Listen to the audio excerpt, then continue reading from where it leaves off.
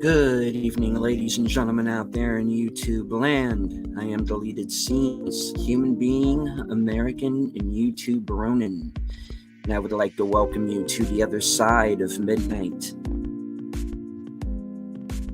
Already in the chat, upgrading his membership, the tired midnight blogger himself, Curtis Selby.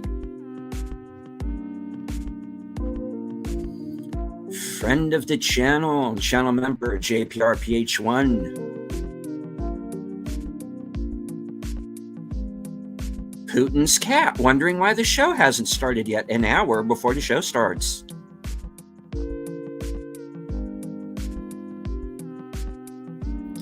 I am going to try and get this right, but I probably won't. Sotnager 007, sorry. I screwed that up. Very good friend of our channel.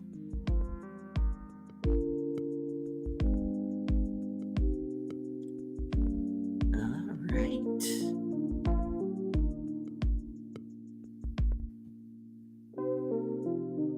Let's see. The chat jumped on me, folks. Give me a second. Mikey Seuss 4.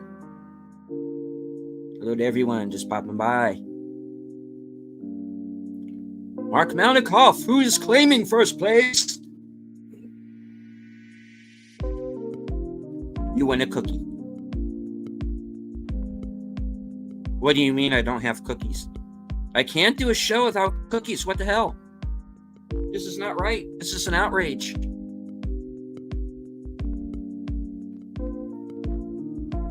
Shadow of the Raven, nevermore. Joining us from the future, Sashi. Sashi, since you are from the future, please let me know how the show goes. Because if this goes sideways, I would like to know right now.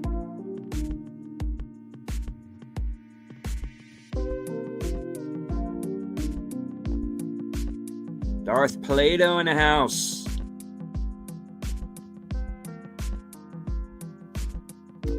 Tim Hayes. Lester San Jose, the Skeptic Tank.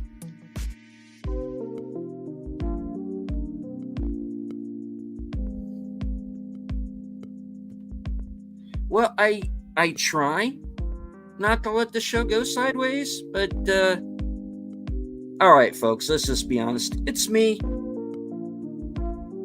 I don't know what I'm doing. I never did. This is all a sham. It's flummery.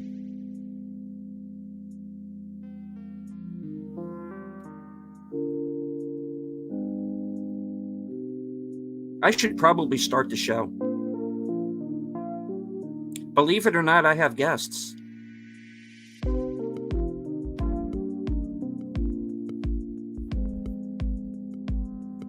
People have actually agreed to be on this show. I should be an AI. Unfortunately, I am totally and completely human.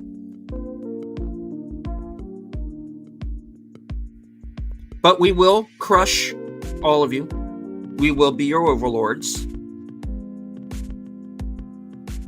And nothing can stop us.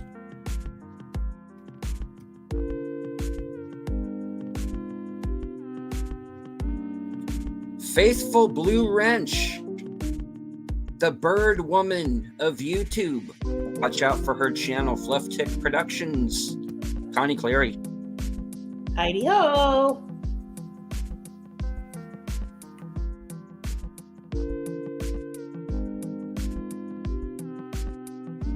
The reason why I know you are all really here, Sin's Corner.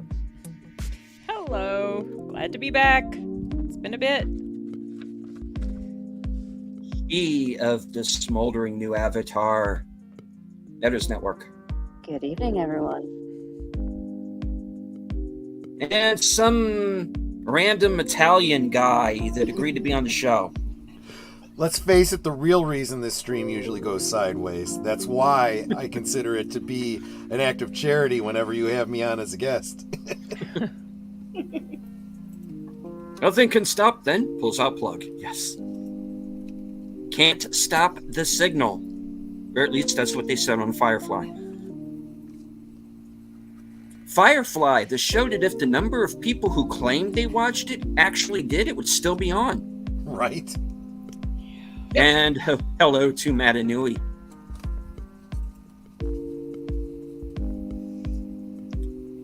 And as far as that's concerned, see also Deadwood and The Wire. Oh, Deadwood's so good. You know, it is. Oh, I love Deadwood. I love that they had the movie wrap up too. That was great. Exactly. You may have just perfectly exemplified something we were talking about on Geeky Geezers there, Deleted Scenes. This whole idea of something doing very, very well later on after it, catches on and people find out about it.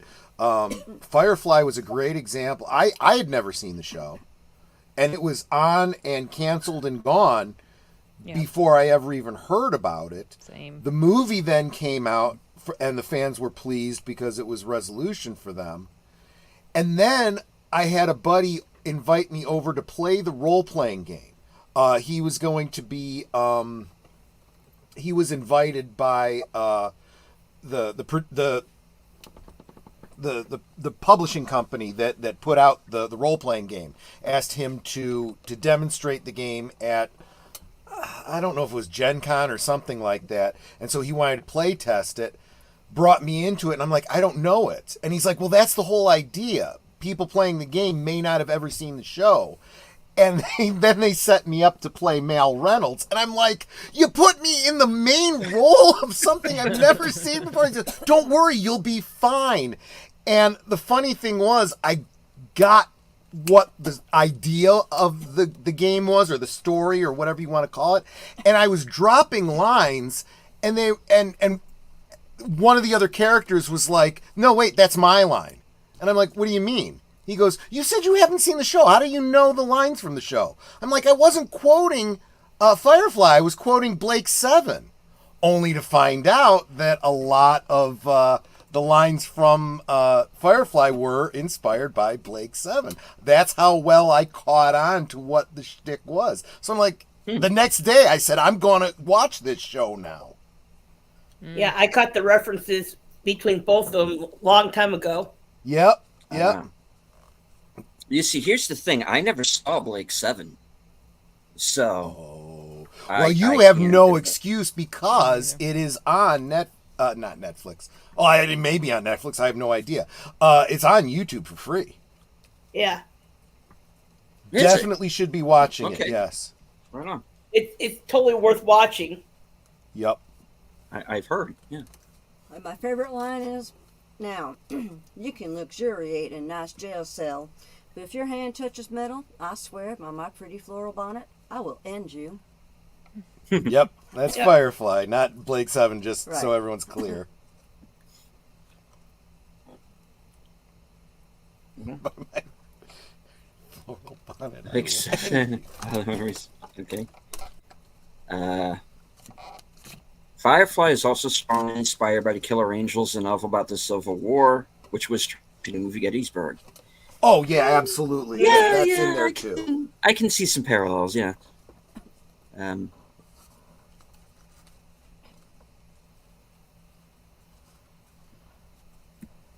Interesting stuff.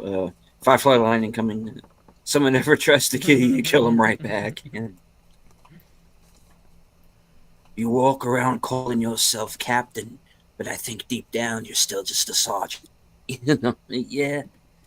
Let's see. Mark says, you have no excuse for not watching Blake 7, as Troy said.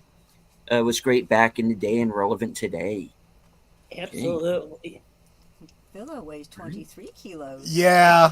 No spoilers, though. That episode, if you haven't seen it, that was an episode called Orbit. Dexter was great until the last few seasons. Yeah. You're not Yeah, wrong. I heard Dexter kind of went off the rails. Oh, but It it was did. so good. for like the 'Cause, first 4 to 5 seasons. I remember when they had the writer's strike before the previous one, and one of the things they did to fill up all of the time was to take cable shows, edit them down, and put them on network. And one of the shows was Dexter, Oh, and that's yeah, how okay. I first remember got the chance to see it. And of course, it doesn't take a genius to figure out why nobody could complete a sentence, or why they toned it way down. that. Yeah. Well, Did you ever read the for book? obvious reasons? The last couple episodes were horrible. It was like they were shoehorning it in just to have an ending. You talking about the final? You're not talking about this latest one that came back. You're No, talking I'm about We the haven't talking even about final. seen original that. Dexter. I haven't finished that. It was based on a series of books, and for a good while, the show was one of those rare examples where it was better than the source material. Mm-hmm. But the books are pretty good. I mean, it's got a quirky, interesting way of writing or of storytelling that I do appreciate. Did you like the, what would you call it, sequel, revival series? I whatever? haven't finished it yet.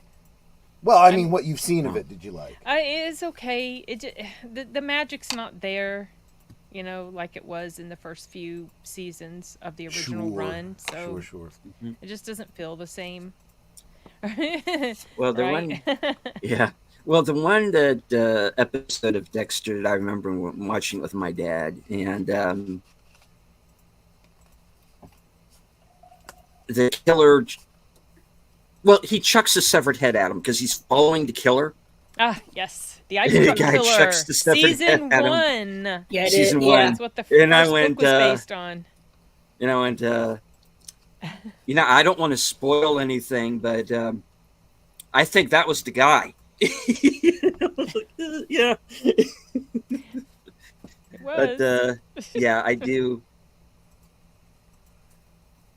Spoiler alert! I didn't get to see that whole thing, but I do know where it ultimately kind of goes, and It's definitely. I mean, Yeah. if you wanted to watch it and then find a place to stop, Mhm. maybe, because like season 4 ends on a just like woof, what the heck, and so season 5 feels like a good okay. I'm kind of we're picking up with the rest of the story to kind of see what happens after all of this.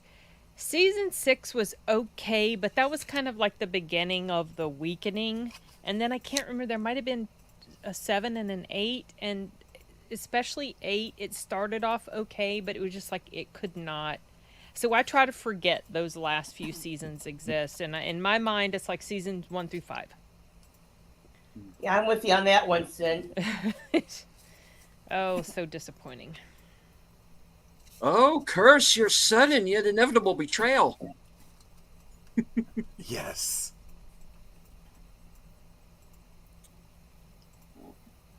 But it was still an interesting program because it was a serial killer who killed serial killers. Well, not just serial killers, but just killers. Like, Yeah. they didn't have to be Yeah. serial killers. He was basically a vigilante. So and it's interesting because I was having a discussion about this with Kevin J. Anderson, who I met over this past weekend at a Really? con. Oh, yes. Wow. So cool.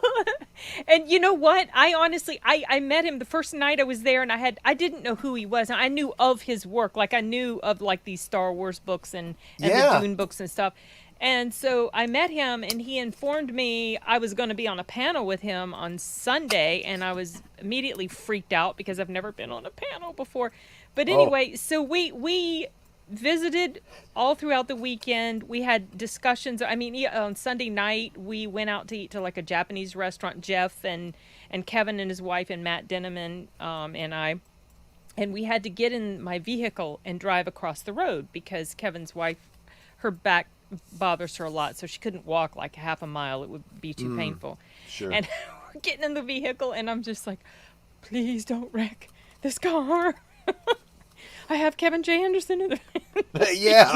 I just felt, Anyway, but we had a discussion about Dexter, and he was talking about how that Dexter needed, at the end, he needs to be executed, because Right. ultimately and I was like, well, but the writers needed to turn the audience against him, and they hadn't really done that.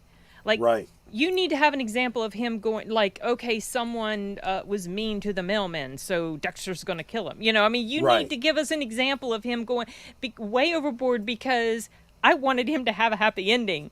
Right. Because he was taking out the trash. And you're not supposed to, yeah. Yeah, but I mean, that was the appeal of the show. I remember my brother first telling me about it years ago. Had already been on, like, the first season. He was telling me, he's like, there's this serial killer that kills killers. And I was like, okay.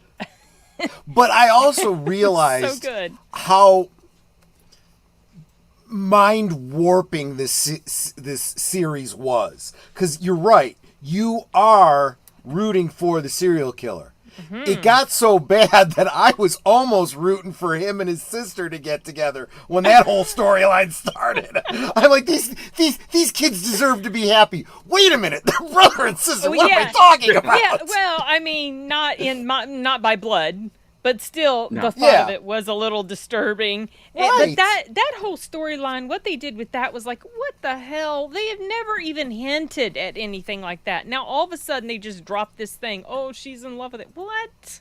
Yeah. All of that kind of stuff. Ugh. If you're going to do it, you got to have 2 or 3 seasons to build up to something like that. Yeah. And an ending like you were just saying, they needed to have that in mind from the beginning. They did, and I feel like they just, like, didn't one of the original showrunners or whatever end up leaving, and it feels like maybe that's when it went off the rails. That could be. So. Tale as old as time. I'd like to say hello to the Clue Channel. And my stalkerazzi, Lady V Elements. Lady V. I'm glad to see the Clue Channel here, because now we can say we got a clue. Sorry. We need, like, a sound effect of drums for, like, when it's really bad. Ching. Yeah, exactly. That. The serial killer kills serial killers, then shouldn't a serial killer kill himself? Technically, well, yeah. He kills killers. But he's a killer himself, and that is a killer himself. That is another option for the ending of the series, right? For him to take himself out, but I don't think Dexter would. I couldn't see him unless there was like a situation where he's about to be taken off to jail, or whatever, and he just doesn't want to live behind bars. But I don't know. I heard they're coming back with like another something or other. Maybe it is time to end it. I think. Yeah. It's his son that's supposed to be taking over the business. I didn't like his son. That's no. I didn't like his son. Little shit. Yeah, but then again, I haven't seen that much of the show, so I can't really judge it. No, I don't like it. Yeah, you mean the whole show? I haven't seen that. True Detective is another one I haven't seen, and I started out watching it, and I thought that first episode with McConaughey and Woody Harrelson was probably, if not the best pilot episode of a series I've ever seen, certainly top 3 to 5. Yeah. I thought it was that good, but I never got around to finishing that. And that's what I've heard, is that season 1 is good and that the rest you can pretty much skip. I enjoyed season 3. I didn't hate season 2, but I could tell it wasn't as good as. And then I watched season 4, and I enjoyed it, but it was just like it didn't fully settle well with me. And so I was like, what's up with this? Why do I feel this way? Because sometimes you can't quite put your finger on what it is, that you didn't care too much about. So then I was watching some reviews about it, and people were making these excellent points, and so I completely get why Well, it had high critical ratings because it's women and all that. The women leads and there were some things in there that was so it takes place in Alaska. So you have like the indigenous people there, and then of course there's white people that are the assholes and all that. Of course. But then there was just some writing continuity issues with stuff that was going on, and so I see why there were problems, why people had problems with it, reviewers of the show. And then, of course, it turned into this whole thing where one of the actors, the one who played the cop partner of Jodie Foster, she started bashing people who were given negative reviews and, basically insisting that they were misogynist and they just didn't like brown people because they didn't like the show, which was a bunch of bullcrap. So that kind of gives me that like left a bad taste in my mouth for the fourth season. And another idea, and again, I might be talking out of my ass because I didn't see it, but I kind of get the idea that it wasn't meant to be a True Detective season. Like maybe it was meant to be its own separate thing, but then maybe HBO told her, I thought no, I had we want it to heard be True Detective. That was a thing. I thought I heard someone mention that it was originally supposed to be something else. I might be wrong. I did mention that it would have been better if it hadn't been attached to True Detective. Yeah, I hate that too, Brian. I think it's really low, and they just shouldn't do stuff like that. I'll give you an example of stuff that was some stuff that was wrong with it, like a glaring issue with it. That particular actress, she has piercings in her face, and her nose, maybe, whatever. Yeah. That's it. The piercings aren't an issue for me. This was the issue. She's a cop. She was wearing the piercings on duty. You don't do that. Right. That's a safety hazard.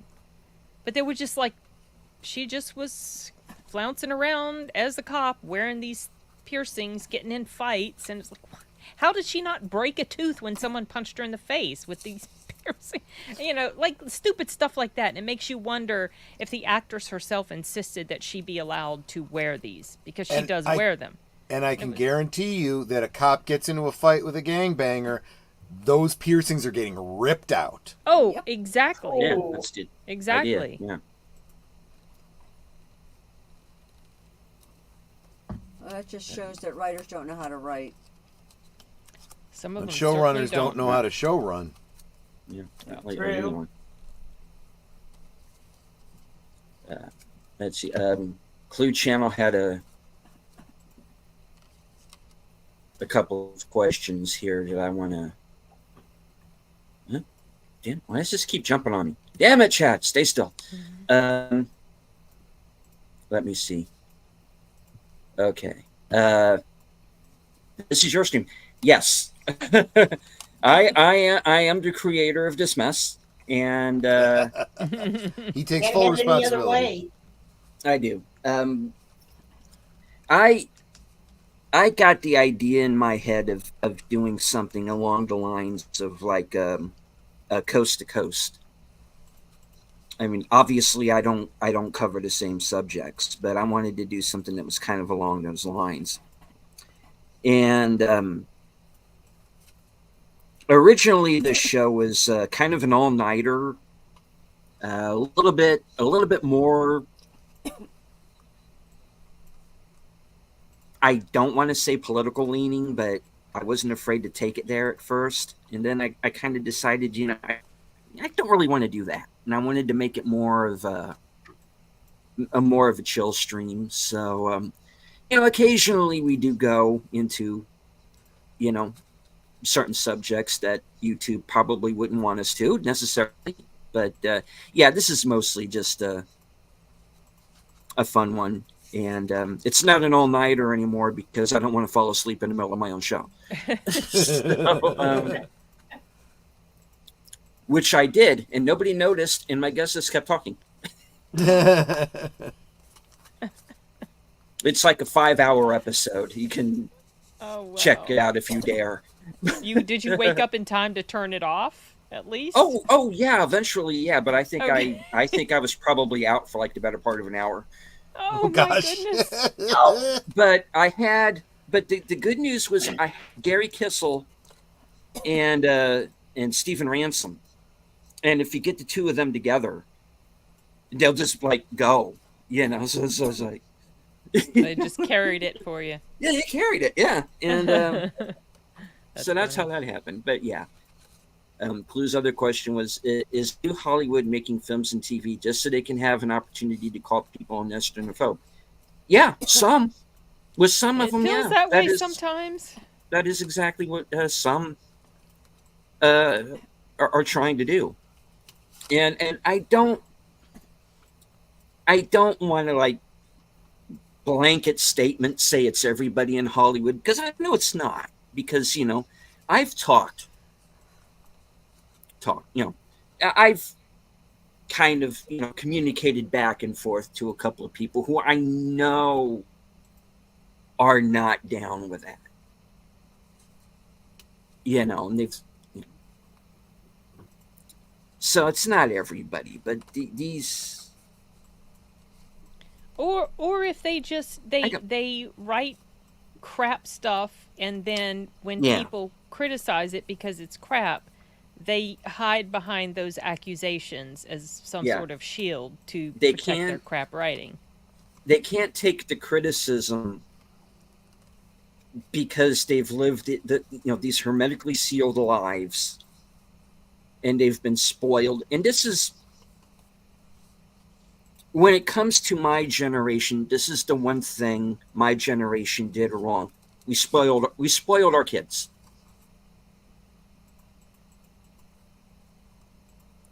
We spoiled them. You made everything easy for them, and now we're kind of paying for it. You send your kids off to college. Well, first off, you put them in public schools, which they're not even public schools anymore. They're government schools. I've called them government schools for decades. Yeah. So we put our kids in these government schools,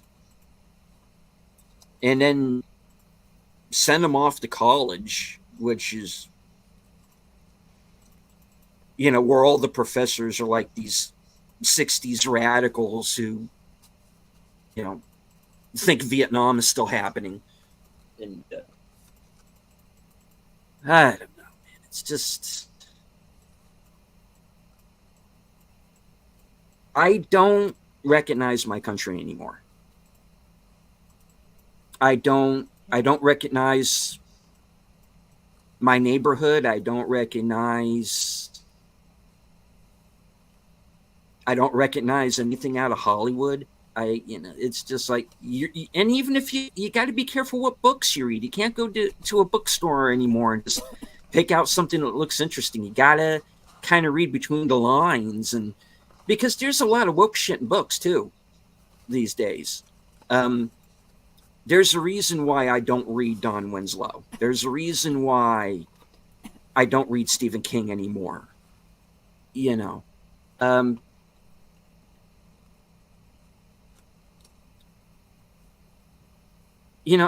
I miss just being able to turn on my TV and pick a random show out and enjoy it. Now you got to go back 30, 40 years for decent TV.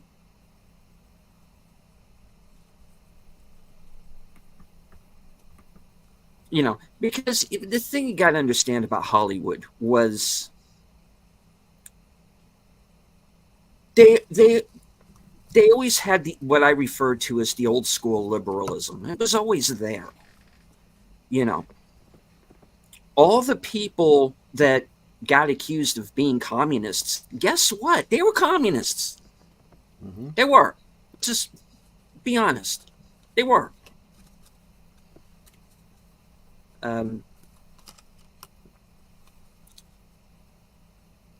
But now they're really upfront with it now. And that's the problem, is that in the old days, they had publicists and they had handlers and they had people around them. Hey, you know what? Maybe shut up with the Maoist stuff every once in a while, and just write or just go and act, make a real movie. I heard Oliver Stone's mother told him that one time. Why don't you make a real movie? Good for her, Yeah, now they got social media and they're directly connecting with fans. Yeah. And they just can't shut up sometimes. And you realize that all of these people that you looked up to and you made kind of the mistake of putting up on a pedestal, you found out, oh, wow, that guy's kind of an asshole, isn't he? And unfortunately. Yeah. And that's where we are. I mean, they still make good movies, but I've noticed that the ones that are the best are coming from people who are not on social media or just stick to advertising whatever they have come up.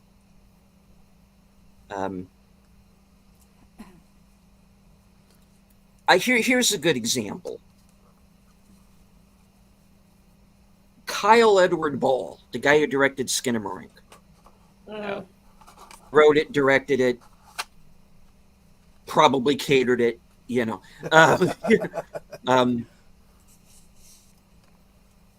he's pretty cool on social media. He's not on often. I think the last time, and this will interest you, Troy, because I think I sent this to you, was the footage where he got to meet David Lynch for the first time. Oh, yeah. And David Lynch telling him how much he loved the movie, which I knew he would when I saw it, because it's something he would have done back in the day.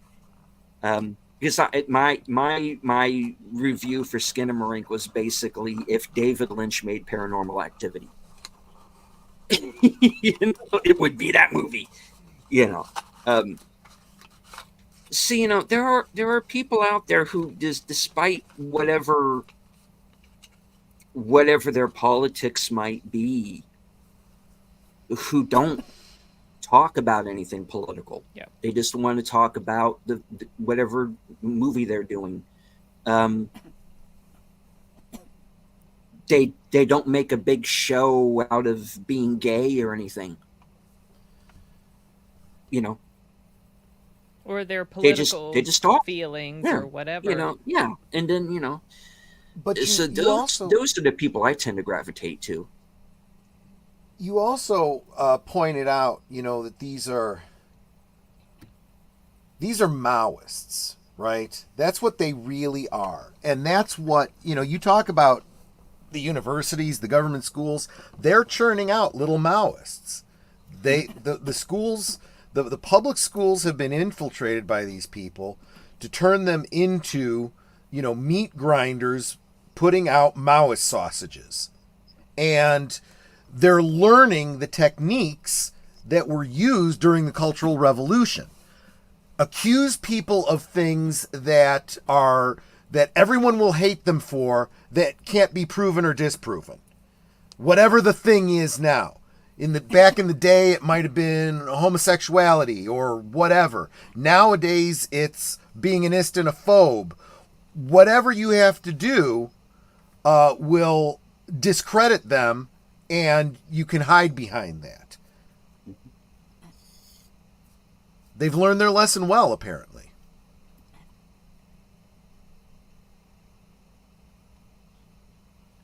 This is interesting, Sin. Thank you. You'd think that if they were writing a show about cops, they'd at least consult with them about things. I must have missed the first part of that. That was about True Detective. Yeah. Thing with the cop with the piercings all in her face. And even if that was the case, I mean, I don't know the story behind what you're talking about, but you can absolutely find a way to work. She's working undercover, in the gangs and whatnot. Yeah, and or she something. wasn't. It was nothing like that. She's just parading all around town. She never takes them out. Yeah. And she's You know, even when she's like doing her regular cop stuff, she's got these. No, Yeah. but I don't know. No, just makes me feel like the actress insisted on being allowed to keep them. Well, and plus, if you're going to call your show True Detective, then maybe you should be a little bit more true Right. to what you're trying to tell a story about, right? Agreed. I mean, it's the same thing I always say about things like Bram Stoker's Dracula and Mary Shelley's Frankenstein. If you're going to invoke the name of the author, you better be true to the source material. Love never was Dracula, right? Yeah. Elizabeth Frankenstein was not brought back to life. Well, the difference with me is that I actually like Bram Stoker's Dracula quite a bit. I do too. I have an edited version that takes out all the reincarnation love scenes. All the love makes it stuff much that was better. not. I've got it too. It's right here on my desk somewhere. Oh, where'd you When get that from, Sin? You guys sent it to me. Okay. Well, I'll have to get a look at that too at some point, decide. But as everyone here knows or should know by now, I am Winona Ryder's unrequited love slave. Yeah. So I'm just going to. So I have to get you the edited fan edit that takes all the scenes that were taken out of Sin's version and was re-edited with deleted scenes in it. Right. And by that I mean the host of the show, not deleted scenes from the movie. Right.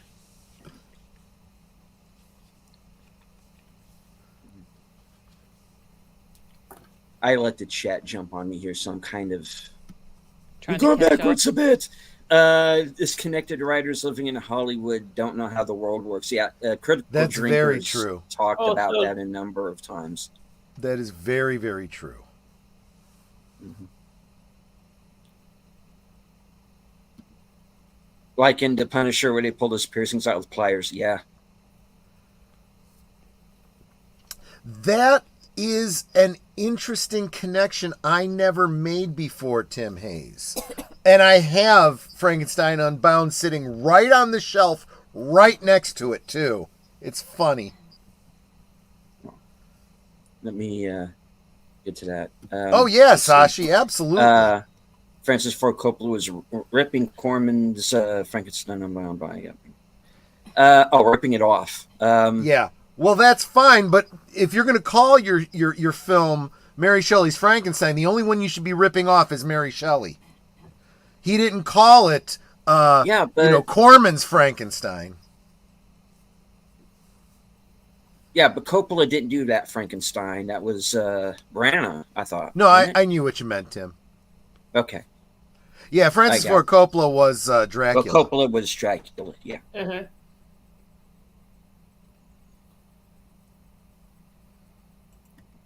Just don't join any political movement these days. They're all corrupted. Mm-hmm. Yeah, Yep. I agreed. Yeah. And I'll tell you what, whatever the title of that political movement is, it's probably just the opposite. For example, BLM doesn't give a flying fig about black lives. No. I'll tell you that. Or truth either, because that's the two true. cases that they were founded on, the narrative that they put out there was patently Absolute false. lies, yeah. Yeah. And it's entirely dependent on the ignorance of the listener. Well, People- because they go by what the media tells them, Yeah. and the media misrepresents the truth all the time. Mm-hmm. Which is, and that's exactly what happened in those cases that BLM was founded on. And of course, that's where we knew what we were walking into with Origin, because the first thing that movie does is misrepresents the Trayvon Martin shooting. Blatantly misrepresents that case. Yeah. And now we're getting a George Floyd movie. How do you think that's going to turn Of out? course. Of course. Sad. There's so much wrong with that whole thing. The guy, Literally. My gosh, Clue, you're absolutely right. I mean, I just said the names of these groups mean just the opposite, but it didn't really. I didn't realize how much I meant that until I saw what you just said. You kind of underscored it for me. BLM hates blacks, LGBT hates gays, feminists hate women. Well, but the nice thing is that I do see blacks pushing back against BLM. I see gays against groomers pushing back against the LGBT thing, you know, and BLM was started by some white Karens. Probably. There was an article on it. Yeah. It's like all these white Karens were like, "Oh, Black Lives Matter," and all the black people were like, "Shut up." But it was quickly co-opted by the Marxists. Those Marxists, yeah. But the one thing that one of the very few things that I think Origin got right was who brings up Charlottesville in that movie. It's her two rich white friends who bring that up. Yeah. You know, Brian Woodbridge makes a great point. Feminists want women to be men, but here's the funny thing: the trans community wants men to be women. So there you go. The radical trans community almost makes me feel like I should be a feminist. Yeah. Because it literally does feel like there is a concerted effort to erase women and femininity and womanhood. Yep. And I'm not about like feminism. Even the original feminists had so much wrong. Like they were not these pure little angels that people look. Whatever. But what's happening now? It's like, hey, wait a second. Wait a minute. No, you're not a woman. You can't birth babies. You don't have ovaries. You're not going to have a period ever. I mean, sorry, that's just a bit. I'm sorry. Yep. That's fine. I'm going a little overboard, but I can get a little heated about it because it's really, really, it's actually frustrating to see the very blatant attempt at gaslighting that's going on. You see something right in front of your eyes and you know this guy is not a woman, but you have people telling you that he's a woman. You must refer to him as a woman. He doesn't even come close to passing. You know, a lot of the ultimate expression of the patriarchy. It's like what? I just can't. It's really frustrating. Clue's And it's right. frustrating. It's frustrating for true transgender people, and I say true because a lot of these people that don't even come close to passing, I don't buy for 1 second that they legit have gender dysphoria. Yep. Like I don't believe that Dylan Mulvaney has gender dysphoria. Nope. Legit trans people, they don't walk around trying to advertise that they're trans. They want to blend. Yep. And I have known trans people that I never would have known they were trans if eventually somehow I didn't find out because they were convincing. Yep. And they didn't blast it around and tell you. And if they went into the bathroom of the gender they identified as, they weren't trying to mess with anybody. They would go in their stall and take care of their business in private. But then you have this other element, and I think Blair White has called them trans trenders. They're just jumping on this trendy bandwagon. Yep. Those are the people I have serious issues with. People like that. This is why Jordan Peterson, he talked about the natural extension of the whole intersectional thing. He says eventually you start dividing more and more and more and more until you literally just have individuals. That's the problem. And he said, watch for these intersectional groups to start tearing each other apart.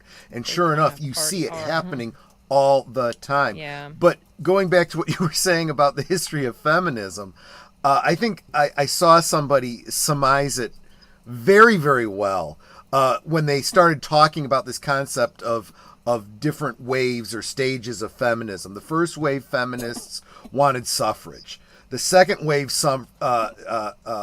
second wave feminists wanted equal pay for equal work. Third wave feminists wanted revenge, and fourth wave feminists want to be men. Yeah. Well, first wave feminists, they wanted all of the rights and privileges Yeah. without any of the responsibilities. Yeah. See, and this is so it's going to seem like a tangent, but I'm going somewhere with this. Netter and I, for many years, did Victorian reenacting and more lightly steampunk, cosplay, and really had to study Victorian history to really, get into characters, and come to realize that the whole idea, even before there was talk about women's suffrage, there was talk about universal suffrage. Keep in mind that there was a time when, if you lived in some sort of a democracy where you could vote, you could only vote if you had stake in what you were voting on. Mm-hmm. In other words, if you owned property. Yes. And so think about it. I own this house. I'm the head of the house. I get to vote. My wife doesn't, and my kids don't. Now, my kids move out, my sons move out, and they buy property. They can then vote, but until then, they cannot. See, and there's a certain logic to that. You own property, you pay taxes, you are involved in the process. Now, let's be honest. What you just said is absolutely true. The women didn't own property. They didn't work outside the home. They didn't have to go away to war. They didn't go to war. Themselves. They didn't pay taxes. But they wanted the right to vote. So I assume that they probably would vote their own mind. But in practice, chances are, given the traditional home, they would vote the way their husband told them to vote. That's kind of unfair, too, because then that landowner is getting 2 votes. Mm-hmm. And then it becomes universal suffrage, and the sons get to vote. And if he's got 4 sons, that's 6 votes that property is getting in the House of Commons. That's... You see where this starts to bring up some issues. Now, I think that problem kind of goes away when you start having taxation being an income tax, so everyone that works gets taxed, and pretty much everyone works, right? The women work, the men work, the kids work. Well, it kind of becomes a wash then. But, whatever. Yeah. It's a whole thing.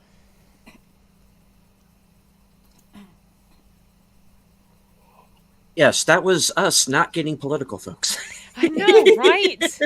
Were we going to talk about movies or something? I missed it. I was about to ask if you had fallen asleep. Oh, deleted. yes. No. I just part of the show is kind of letting y'all speak, so I let you. That's why he's got guests. Know where I am about this. Because the thing with me is, I feel that I am politically a man without a country. Because a lot of people do. Yeah. I'm definitely... More and more, I think, a lot of people feel that way. I'm definitely not going to vote Democrat. Ever. I'm sorry, I'm just not. But, the Republicans are not much better, man. Yeah. Too many rhinos.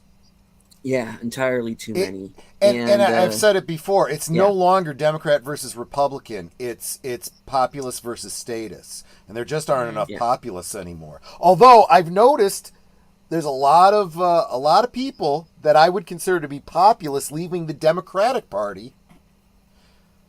I think the Republican populists are still trying to reform the Republican Party, that whole what do you call it, America First, Freedom Caucus within the Republican Party, but even that's become a bit co-opted. So I don't know. I think that maybe in the next 4 to 8 years we might see something coming out of the status versus populace. In the next 4 to 8 years, we might see something coming of Robert Kennedy's Independent Party. I'd love to see people like Tulsi Gabbard and the people that are leaving the Democratic Party end up over there, and maybe the more populist parts of the GOP start heading over there too. If that happens, not only will we have a third party, that third party would be pretty much unstoppable. Well, we have a lot of alternative parties, but the Democrats and Republicans both have made it as hard as possible for them to gain any traction. They put all sorts of stumbling blocks in front of them. Well, it's really frustrating. They can't get out of their own way either. Just look at the Libertarian Party and what just happened after they invited Kennedy and Trump to come talk. That was what happened after. I didn't follow. It was a whole clusterfuck. Excuse me, sorry. I am trying. I really are really late. am. We are late hours or early morning hours. Yeah, it's this okay. is post watershed. Go ahead. That's right. There was when Trump came up to speak, he was getting booed and whatnot. And yeah, I heard about that. The person that was the head of the Libertarian Party is like, look, this is a former president. He's come to talk to you all. Quit being what they accuse us of being. Be open-minded and listen, da-da-da. But then the next day, he was completely anti-Trump, and he said, good, things work out the way they should. And, oh, by the way, our nominee is going to be this gay man. It's like, oh, okay, great. Didn't hear about that. Yeah, let's face it. If you look at the history of the Big L Libertarian Party, they're wackadoos.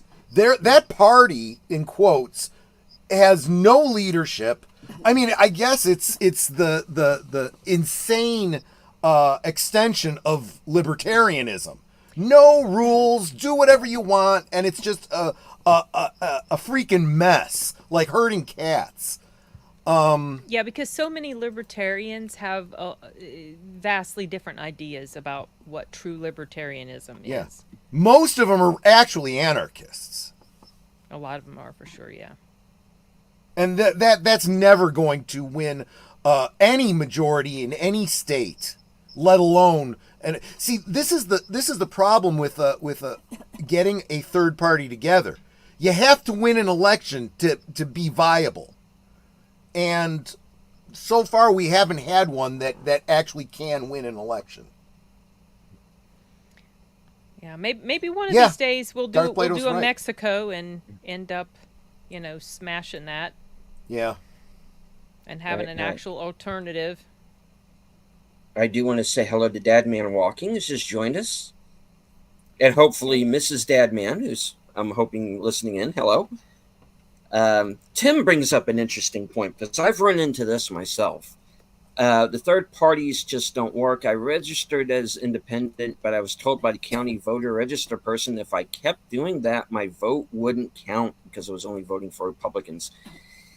Yeah. That's because a lot of these people turn out to be left. Yeah, see, here's the other problem, and this has nothing to do with parties or anything. This has to do with really why we're seeing so much election fraud. You only have one side that is volunteering to work at the polls, which, look, if you have nobody watching the hen house, don't be surprised when your hens and eggs disappear. The other side is not sending people to volunteer at the polls, to go door to door and knock and talk to people, and this is how you just give it up to the other side. It's apathy. You want to save democracy? You got to fight apathy. That's what you got to do. And hello to Joe's Atmosphere. Sorry, go ahead. I was just going to say, a lot of people have the misconception. So when they talk about like voter fraud And you've seen the headlines. Well, there was no widespread voter fraud. There was no overwhelming. It doesn't have to be widespread. Right. All it has to be is like in a particular county in a particular state. One of my brothers worked in politics for a bit. Yep. And he knows how easy it can be done. Yep. And so this is why a lot of people are It's very called suspicious. the Chicago model for a reason. It's not as hard as you may think, and unfortunately, the longer things like that go on unchecked, then the more and more disillusioned voters are going to be. It also requires the average voter to know what ballot harvesting is. Ballot harvesting is exactly how elections are stolen, and I say that in quotes because it's absolutely legal in most states to harvest ballots. But when you understand what ballot harvesting is, you become outraged and go, how could that be legal? So what ballot harvesting is everybody has a right to vote. We have to make sure that nobody's rights are infringed, including the infirm, including the people that need a little bit of help, right? Maybe the elderly that are living in an institution for the aged, or hospice care, or maybe the mentally handicapped that live in a group home. They have a right to vote, don't they? So what we're going to do is we're going to go and help them to vote. We, one party, one representation. Here's how you vote. You check D, check D, check D. Okay, we'll take this and we'll mail it in for you because our state allows mail-in votes. So there is no accountability for who sent that in. It's absolutely legal. This isn't fraud. That's ballot harvesting, people, and one side does it. The other side might want to start doing it. Not because they agree with it, but because once you do, the other side will start saying, hey, maybe we should stop this. And it stops.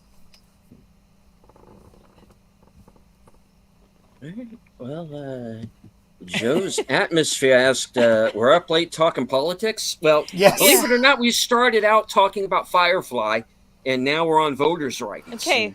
You talked about a show that was about a civil war. How does that not get political? All right, so let's bring it back because, all right, Sin and I need to conversate here.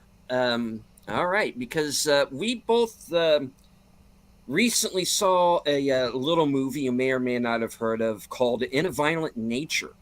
Oh, yes. And it seems we have might a sharp be, disagreement. A sharp disagreement on this one. Yeah. I haven't edited my review for that. I was editing my review for The Watchers before this show started. So, yeah. So go proceed. Delete it. Okay. We'll get to The Watchers. But, okay. In a Violent Nature, for those who maybe have not been made aware of it, for those of you who don't see trailers, it's basically Friday the 13th from Jason's point of view. Yeah. If you want to narrow it down to one sentence, it's what it is.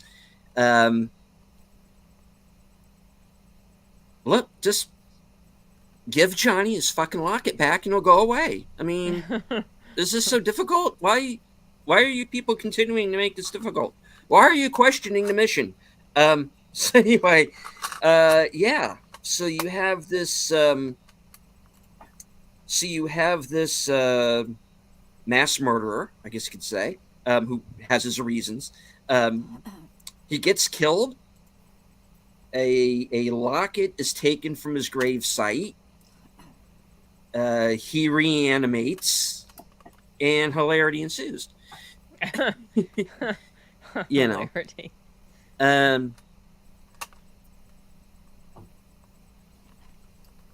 And then it turns into a Cormac McCarthy movie in the third act, which I totally dug, you know, but I know is not going to like fly with a lot of people. But all right, well, first things first, the kills are fucking amazing. Some of them are like, what the hell? But then I started being like, okay, there's no way this person would still be standing if this happened. Why are they still standing there? So like a real slasher film. There's no, Yeah. and like there's no screaming half the time. Are you kidding me? And the kills were innovative. And so Deleted, I was with this movie for like the first 30 minutes or so ish of the film, but then after a while the things that I felt made it interesting, like just following the killer along, started to drag it down. It was about an hour and a half. I feel like it should have been maybe only an hour. It should have been more like a short. Oh. We will eventually, Hello, Enigma. Cypress. Yeah. And then there was a thing that happened at the end, a particular kill that just went on and on and on and on and Well, on here's- and on and on. Here's my and thing then about this person that. just standing there like a lump, just standing there, just watching. What? Okay, sorry. Go ahead. Well, the thing about that is I don't think that it goes on as long as it seems to go on. I think that's in her head. You think? I don't know. I think. Yeah. I don't know. Because It was I mean, like literally beating a dead sack of meat. yeah. It was going on forever. But I mean,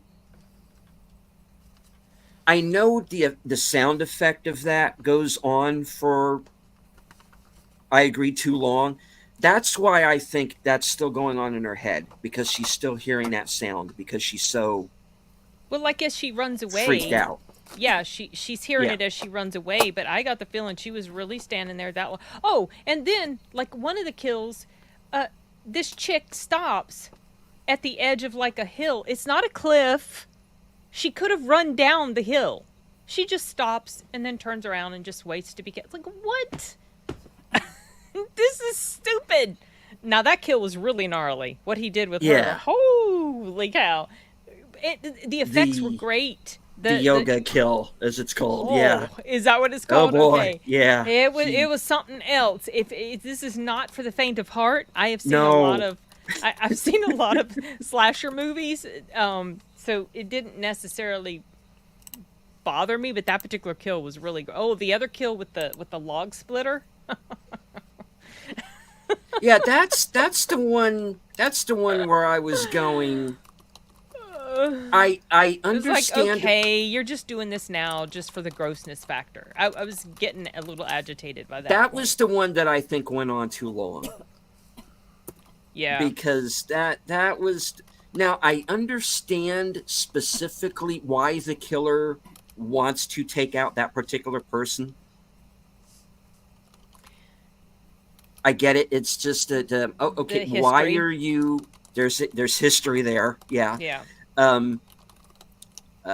Quite a bit of history. Interesting lore. Interesting backstory. I dug that. You know. But the lead up to, so there was like so many things that went wrong in that scene. Yeah. Before it's like, shut up and just burn him. Just burn him. Or like, oh no, we can't do this because he'll like we can't. What was it? Let's just give him the locket back or something. And he's like, no, we can't do that because it doesn't work. Whatever. I can't remember. And I was like, don't you have like gasoline around? Can't you just? Why do you even need to just burn him? Just burn him up. No, they didn't even do that. So like there were all these logical issues that I was getting frustrated with. It's called In a Violent Nature. Yes. And I will give it points for its uniqueness. I was really with this movie, especially the first 30 minutes. I was really pulled in, and then after a while I started to get agitated. And by the time the movie was done, I was just annoyed and wished it had been about 30 plus minutes shorter. I think it would have been much more effective. That's just me though. And hello, Not coffee, lemon water. Lemon water. Sorry, I'm addressing a question. No, that's fine. But now I grant it's not a movie for everybody. Everybody is not going to go for it. So, you know, that's why I'm not trying to The people who don't like it, I'm not trying to talk them out of it. I get it. It's not going to be for everybody. But when I was watching it, I was like, okay, it's a decent slasher. We're seeing some kills we've never seen before. Definitely. For sure. And then they got to the end. And I thought, because I'm looking at, okay, because there's a point where the movie could realistically end. Okay. And I look at my phone and I realize, wait a minute, there's still like 20 minutes left in this movie. The perspective shift. Yes. And then the scene in the truck. That went on a bit too long too, and I was like, oh, they're leading us up to expect this typical thing that happens at the end a lot of times in horror movies, and it just felt like it kind of petered out. I was just, but let's get on with it. Let's get on with it. What's the point? The thing for me was, it was the ending that made the movie for me. Okay, like the final shot? Because, well, the final shot's really cool, but that whole scene in the truck, number one, the fact that they got the actress they got, which I don't want to give away. I knew who it was before I watched it, and I felt like, okay, they're dragging this scene on just because of who this is. That's what it felt like. And because I want to say what I want to say, but I don't, because I'm worried it might give away. Yeah. The ending is very reminiscent of another movie. Okay. And you have... Okay, I'll put it this way, and you movie fans out there can probably figure it out from there.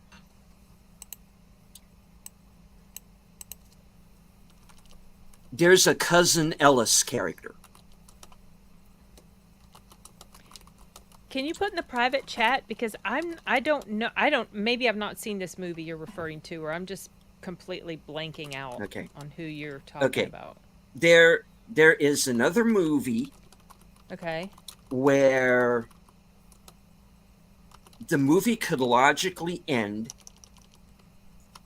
but there's another scene. Okay. And in that scene is a character named Cousin Ellis. And that scene explains the entire film. And you realize that that movie was not what you thought it was about.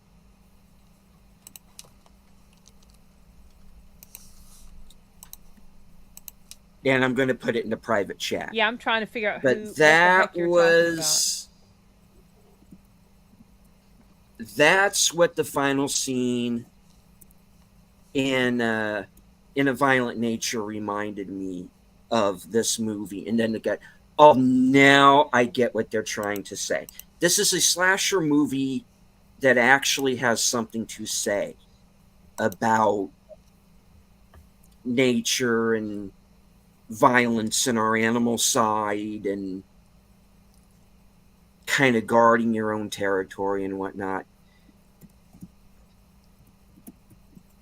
And I probably appreciate your commentary more than I did the last 45 minutes of the movie.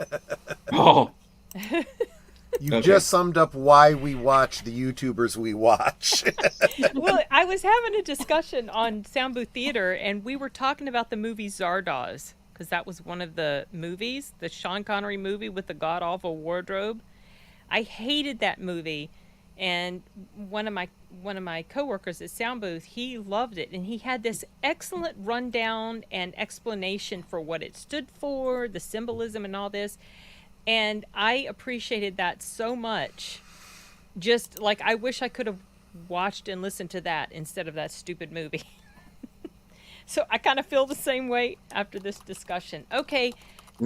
All right. When I looked up that name, that you were talking about, it brought this up, and I guess I'm not making the connection.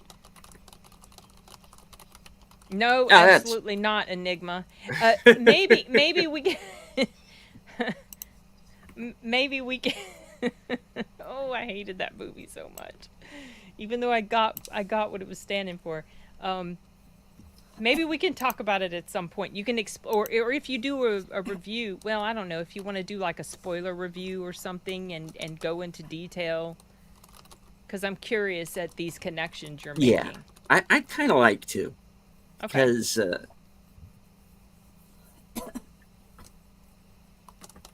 Because to me, that ending scene in the truck makes the film. That's the point. That wasn't the final shot, though.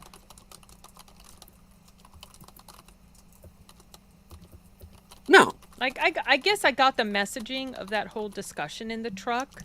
Yeah. But then of course there's the final shot. That's what I thought you were talking about. So I was trying to figure out how this particular item in the final shot connects with a Cousin Ellis. No. I mean, it is almost 1:30 in the morning. The final shot. Working. The final shot. That discussion. What I was talking about was the discussion before. Yeah. The final shot. And it reminded me of this specific scene in another movie. And I'm like, yeah, at the end of that. got what you're going for. That's what you're going for. Well, okay. I mean, I got the point. It just, to me, it didn't help the movie for me. It didn't. No. Unfortunately, I really wanted to like this movie more than I did. Okay. So, Sin, based on what Enigma is saying, if I do a Zardoz rewatch on a Monday night at the movies, will you join me? Nope. I hate that movie so much. I hate that movie. Do you know I haven't actually seen it? Oh. I've heard so many people ripping on it, and I've seen some stills from it that make me go, WTF? It's so, like, there's a message to it, there's a point to it, and I got it, but the delivery was so bad to me. I told Jeff, I think that was it. I don't remember if that was the discussion where I mentioned to Jeff I needed to start billing him for these movies I was watching. Yeah. Especially like the terrible ones. Yeah, Zardoz is not my movie. Oh my gosh. No. Oh Lord. I seen it a few years ago, and I was ripping on it so badly. It does have an important message, and I agree with this message, but... True. Ugh. I want Zardoz versus Borat. That is not an image you wanted, is it? No. I haven't watched not one of the Borat movies. Well, the only thing you need to know about Borat is that Sacha Baron Cohen gets into one of those weird bikinis, kind of like what's his name wears. Yeah, Sean Connery. That's little banana some sling of the worst thing. wardrobing, I swear. Right? I don't blame you, Sashi. I never wanted to watch it, and for whatever weird reason, it was decided during one of our live streams that the next one we were going to cover Zardoz. Oh, Lord. Only seen Zardoz once many years ago. Can't really remember it. Yeah, same. I've The kind same- of blocked it out. You probably blocked it out of your mind. The same director who did that made Excalibur, which we Yeah. also watched later, and I hated Excalibur as well. Really? You Oh, hated really? Excalibur? Oh. Did not like that movie at all. Oh my! That was Man, the I one. love I that think that was the one where I said, I know a lot of people do, but it was so cringe and it was so terrible to me, and I just decided this director is not for me. And I think Excalibur might have been the one where I told Jeff I needed to start billing him for these movies that I watch. Thing is, my I remember gosh. seeing Excalibur in the theaters. I remember when there were. I remember seeing, like, when I would be around a TV, like maybe at a family's house or at hotel or a family member's house or hotel. I remember seeing images of it and it looked interesting, but I just never watched it. And once I found out it was the same director, I went into it a bit leery. The narrative was a little bit better, but I just couldn't. It just the True. storyline wasn't constructed. It did have better costumes. That's true. I saw an And- edited version of Excalibur in school. An edited version, okay. Yep. Well, obviously. I mean, Yeah. some of that movie you can't really show in school. Well, I mean, this we were going over the impossibilities of certain acts being able to happen when someone is in full armor. Good point. Good point. It's like, what? I don't know. There was just so Well, much maybe with that. maybe there's a little hatch there or something. Well, you can take off the armor, you know. Oh no, the armor was on. Yeah. The armor Yeah. was on. The armor Okay. was on. He didn't. Okay. I'm forgetting something then, obviously. Oh my All right, gosh. but I yeah, always assumed there was some sort of a potty hatch. it's like a flap. Right. Yeah. But the thing with me with Excalibur, other than the fact that it always seemed to be on cable every time I turned That's TV true. on when I was a kid. That is Yeah. true. It is the movie that I base all other King Arthur movies on. Oh. Yeah. Is Yeah. how does it compare to Excalibur? Because that was my first. Okay. That was my gateway into the King Arthur myth or legend Yeah. or whatever you want to call it. So really, for a long time, all I really had was Excalibur to go off of. To me, okay, that was the story. That was how it happened. Give or take a lie or two, you know. Well, yeah, exactly. I had the same I had a similar conversation with Aged Boomer because the Arthur myths and the stories of Robin Hood both are based on so much lore that to try and distill them down, especially to distill them down into like 1 2-hour feature film, or a series or whatever, is very, very difficult. It's like so many of the Greek myths. There's one version that says this, and there's another version that says this. And in this version, so-and-so is married to so-and-so. And in this one, this was a composite character, and so on and so forth. But I felt like, of all the versions that I've seen throughout the years, Excalibur came the close to trying to do right by the Arthurian legends. Believe it or not, another one that really does is what was that Disney film? Sword in the Stone. Sword in the Someone Stone. mentioned that. Yeah. Sword in the Stone. Very much the once and future king. If you've ever read the Mort d'Arthur, you go, okay, I get what these things are going for. So to think of Sword in the Stone as being a somewhat prequel or sidequel to Excalibur is weird, but not entirely inaccurate when you look at the actual legends.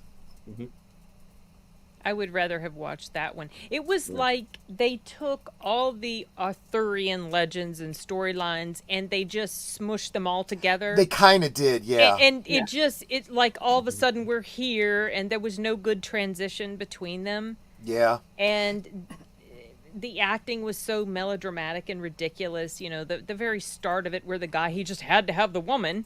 He sees, oh, I just must have her. They were like, Well, yeah. I didn't vote for him. You sons of a silly person. I fought in your general election. Your mother was a hamster and your father smelled of elderberries. Now go before I turn to you a second time. oh my goodness.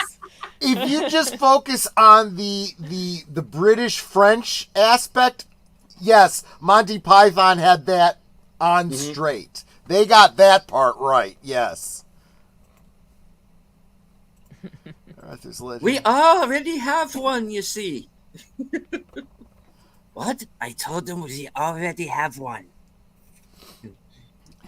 I'll tell you what, Enigma, if you've read Once and Future King, it's not that far off.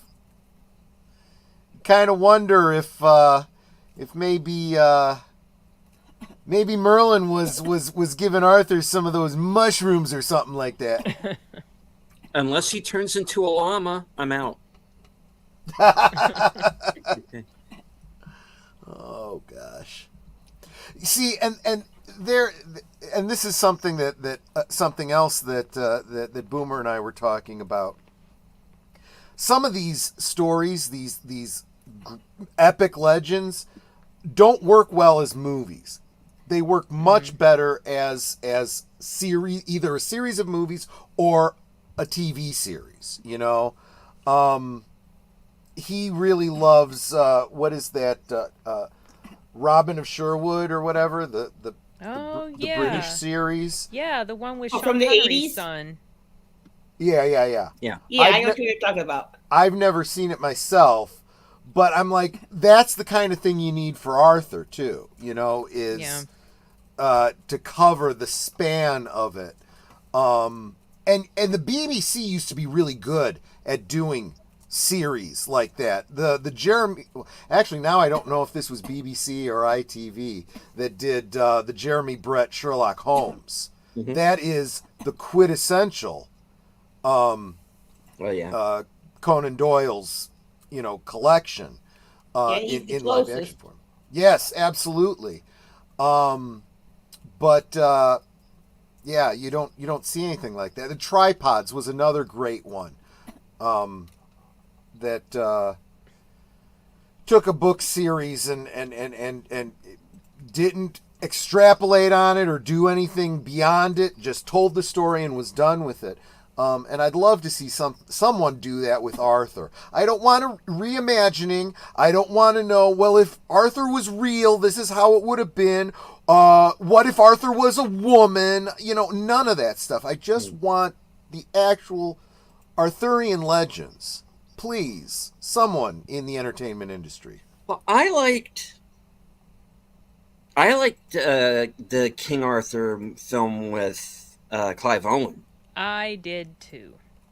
I like that one a lot. where he's which is the Roman centurion theory.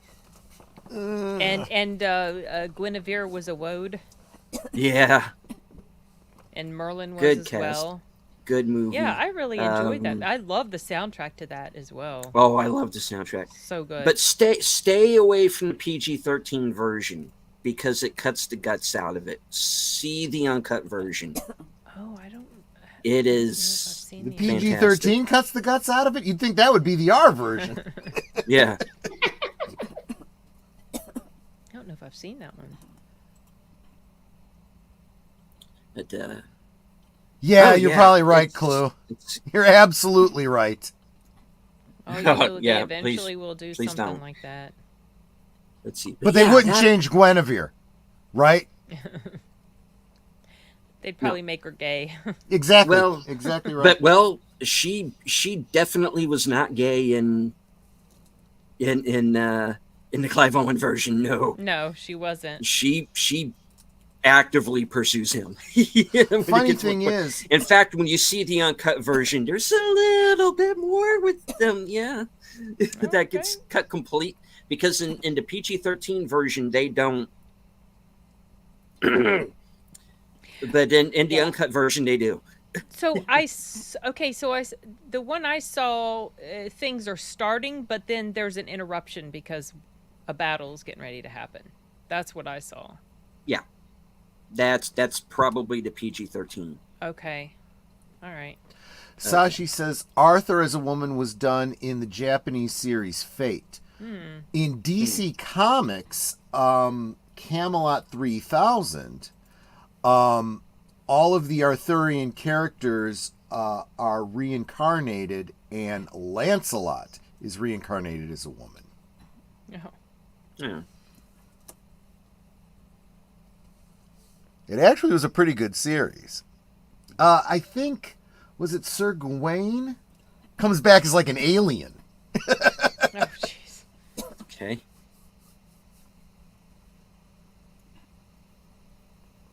But Excalibur, the lake that Excalibur in is now a toxic waste dump. Anyway.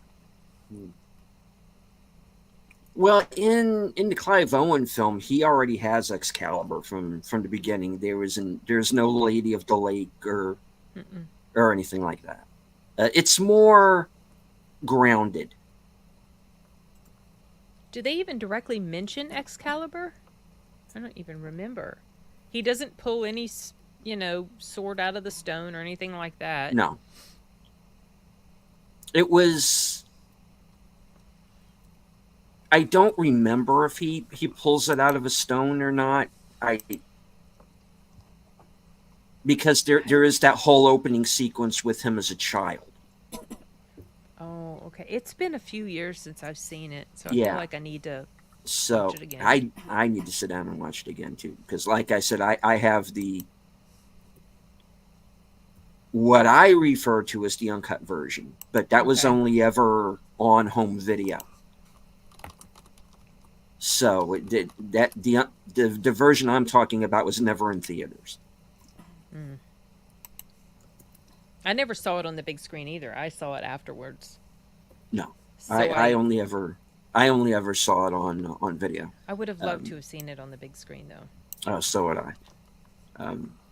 Mads Mikkelsen Right? steals that movie. And he barely says a word. He's not in there. Yeah, he's not even in there very much. He's very No. silent. He's Yeah. he's just a hardcore badass to that whole thing. Ray Yeah. Winston being Yeah. Ray Winston is only he can and better than they usually let him do. Reed Richards. I was can't in let there. you go Wasn't out he? there. You'll get killed. Wasn't- Ray Stevenson. Wasn't Reed Richards the dude who played Reed Richards in the earlier Fantastic Four movies? Wasn't he Lancelot? Lancelot, yeah. Yeah. And then the dude who played in I don't remember the character he played in, but there was a guy who played in Arthur that I thought also played in the Hannibal show with Mads Mikkelsen. Yeah, okay. Yes. All Yeah, right. same guy, I Hugh don't know his Dancy. name. Yeah. Yeah, that guy. And Joel Edgerton is the other one. Oh, yeah, that's right. Yeah. Forgot Joel was in there. Good movie. But yeah, so they had to get. It's basically, in a way, kind of a Seven Samurai story, too. Because you think about there are 7 of them. Once you bring Guinevere into it, there are 7 of them. They are protecting the village, quote unquote. And then, of course, you have this. And then, of course, you have Stellan Skarsgård. You throw him in there as the villain, and he was the Saxon. You got a weekend, yeah. Till Schweiger and forgot who played his son. Till Schweiger. Yeah, but what have I seen him in? Because Inglourious Bastards. Oh yeah. Okay. And he's in the Guy Ritchie one that's out now. Which Guy Ritchie one? That's him. I call it the Nazi guy. Yeah. Oh, okay. I call it the League of Extraordinary Bastards, Inglourious Bastards, because that's really what it is. It's Inglourious Bastards light. The Ministry of Ungentlemanly Warfare. It was based on a true story. Yeah. Unlike Inglourious Bastards. That's a fun movie. I rewatched it with Arturo a while back, and it was it was enjoyable. It's not his best, but it was adequate. And also rewatched Abigail with him around this around the same time, and I'm going to go see Bad Boys again with him on Tuesday. Yeah, I saw part 3 last night for the first time. I love part 3. That's my favorite Bad Boys. Yeah, I liked it. It had this perfect mixture. So it's been years since I've seen 1 and 2. Mm-hmm.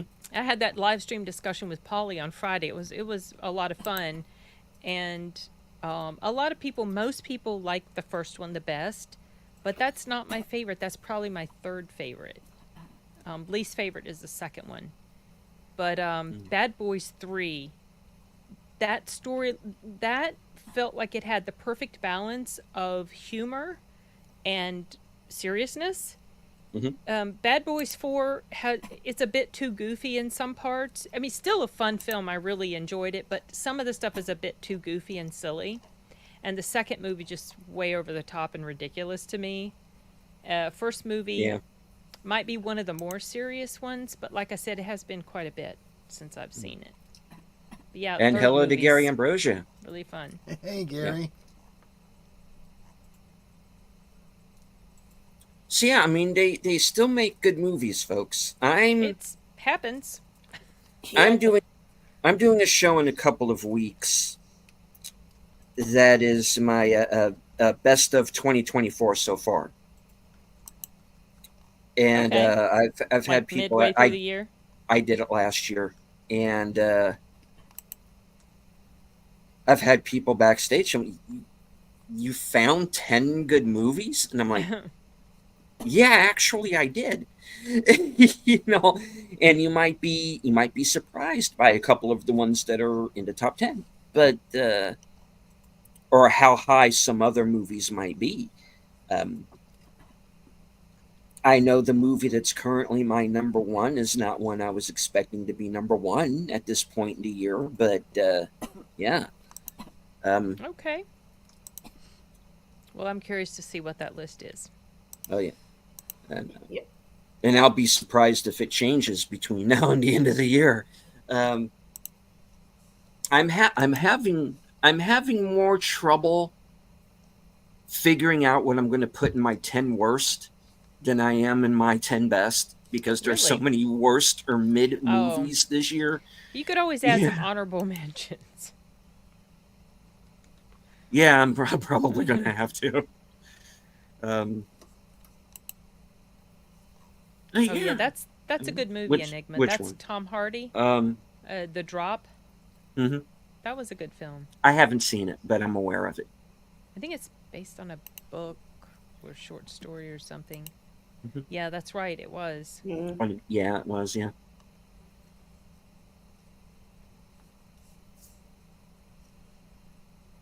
But yeah, I mean, there's good stuff out there. It's just, for me, it's mostly been independent films that got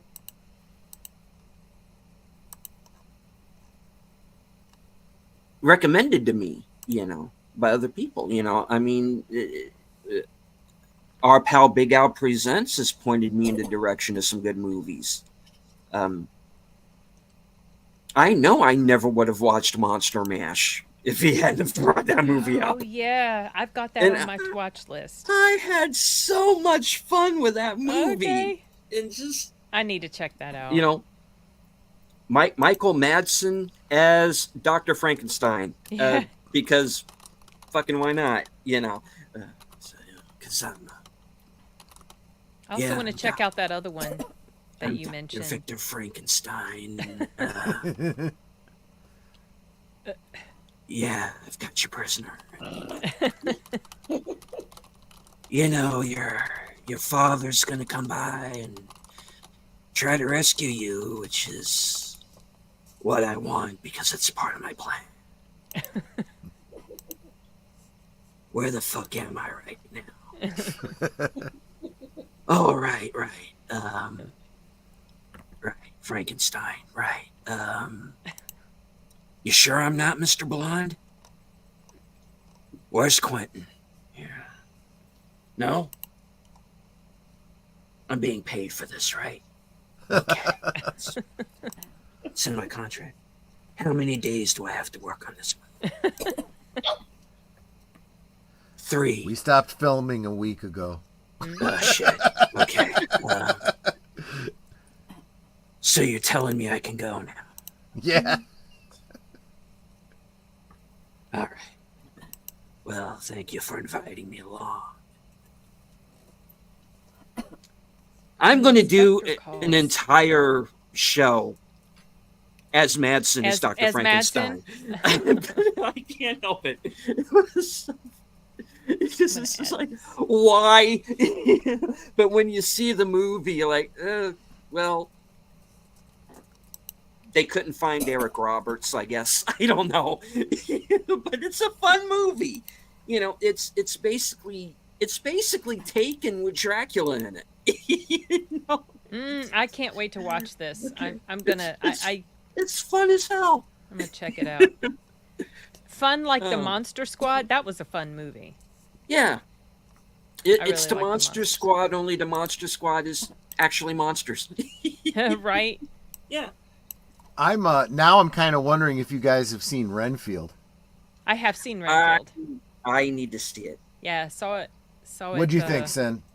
I enjoyed it. It was Nicolas Cage really hamming it up, having an absolute blast in the role. Yep. I really kind of liked the film. I really did. Yeah, it was fun. In spite of being such a Universal Monsters purist, I loved it for what it was. It was that typical Nicolas Cage where you throughout the movie it's like, I'm not sure if this is meant to be serious or a comedy, if I like it or hate it, and just decided I enjoyed it, so I'm going to call it a win. Hammed it up so much. Like that scene where what was the guy? Renfield. Right. Renfield is talking to him and trying to like explain why things didn't go the way they were supposed to. And the way Nicolas Cage was just like looking at him, and he's like parts of his face were falling off. Yeah. His skin, and he's just like, like yeah, exactly. That was so funny. I probably for about the past 15, almost 20 years, I've started to look at vampire stories through the lens of the lore from Vampire the Masquerade, the role-playing game. Oh, okay. And finding it's probably a great way to look at and I wouldn't be surprised if a lot of modern vampire writers do that. There's a good reason to do that, and I could totally see this idea of Renfield as as the games call him, a Renfield, somebody who is a thrall to a vampire kept alive, like an addict, with powers because of the vampire and whatnot. Mm-hmm. I thought it was a great idea that there's nothing like that based in the lore from Stoker or from the Universal Monsters, but the best part of the movie to me was the throwback scenes to the original Bela Lugosi Dracula, with the actors, kind of put in place of the original actors, a la, like a Forrest Gump sort of editing. I thought it was kind of brilliant. Oh, Enigma. Sorry, I was gonna ask you. I was gonna ask you what was this thriller type vampire movie, and Twilight. Oh my God! Oh, geez, don't remind us of Twilight. We tried to watch that. Netter tried to read the books. She's got like the. No, I read the books. All of them? What? All of them. Yeah. Oh gosh, I couldn't make it past the first one. And, Same here. Well, I wanted to see if anyone ever killed her off. That's not going to happen. But then I watched the first film, and I'm like, okay, that didn't happen to the third book. What the heck is that? That never happened. What is all this? Yeah, it was horrible. I saw part of that first. No, I think I saw the whole first movie with her, and I was like, this is just terrible. And then someone online did a video about, I guess it's one of the later films where she has a baby, like a daughter. Yeah. And it's like, oh, I saw the scenes. It's like friggin' nightmare fuel. I'm like, oh, I missed out. This really does turn into a horror show, doesn't it? Yeah. I think I missed the point, though. The vampire babies apparently age very rapidly, and they imprint on other people, and the person she imprinted on is like a 30-year-old guy who's got to wait till she grows God, up that's so they can actually be a couple. Oh no. Yeah. It's like vampire, listen to me. Twilight is one of the, like, a really good example of So you know Fan fiction. you know that expression, can't judge a book by its cover. Yeah. I definitely judged Twilight by its cover because I thought it was going to be awesome because the cover was cool. Yeah. And Yeah, my brother that's- and I both were listening to it at the same time, Uh-huh. and we would have discussions about it. And I kept thinking it was going to get better, and then we got to the point, you know, we're talking to each other, and we're like, now, did we understand this scene? Was it like when sunlight hits him, he glitters or he sparkles? Oh yeah, they're sparkly vampires. Yeah. I know, Those but Susie at the time Sparkles. we're like, is this real? And so then when the movie came out, I was thinking, well, the movie's got to be better than the book, and it totally wasn't. Yeah. And I decided I was not going to read the books anymore. Maybe I would continue to watch the movie. So I started watching the second movie, and it took me months to finish because I could only handle about 5-10 minutes most at a time watching it because it was just so cringe. I got so sick of Kristen Stewart and her fluttering her eyelashes all the time and these. You mean her stupid, complete lack of emotion? Thank you. She Right. was Stammering. so terrible. Yeah. And the dialogue was so cringe with Robert Pattinson. It was like, oh my gosh. So I didn't. If there was anything Finish. that scrambled my noodle over it, it was finding out the connection between Twilight and 50 Shades of Grey. I was like, What was the Yeah. connection? apparently, connection? is it 50 Shades of Grey is literally fan fiction of Twilight. Oh Yeah. yeah, that's right. I did hear it was fan fiction. I just It forgot would have made was more connected sense with the other way Twilight. around, I think. But either way is just, oh my God, what? No. Yeah. Yeah. At least But I'm not. But neither one is good. It's like both writers were these teenage girls that never should have gotten published. And they made bank. Like huge. I know. Because there's a lot of wine moms out there that think that's all the height of romance. Well, there's a lot of people that have a really low bar Yes. for what they consider good writing and Yes. good storytelling. Oh, I love Underworld. And Yeah, Dracula Underworld's good. Untold, I feel like I need to rewatch that. Yeah. Okay. Let Never saw me it. let me speak to Dracula Untold. Boomer and I have talked about this a number of times, and we both agree. We both wanted to love that movie. Oh, and you didn't? And we're extremely disappointed. I went opening night to see it in the theater. And I was like, this is not at all what I was hoping it would be.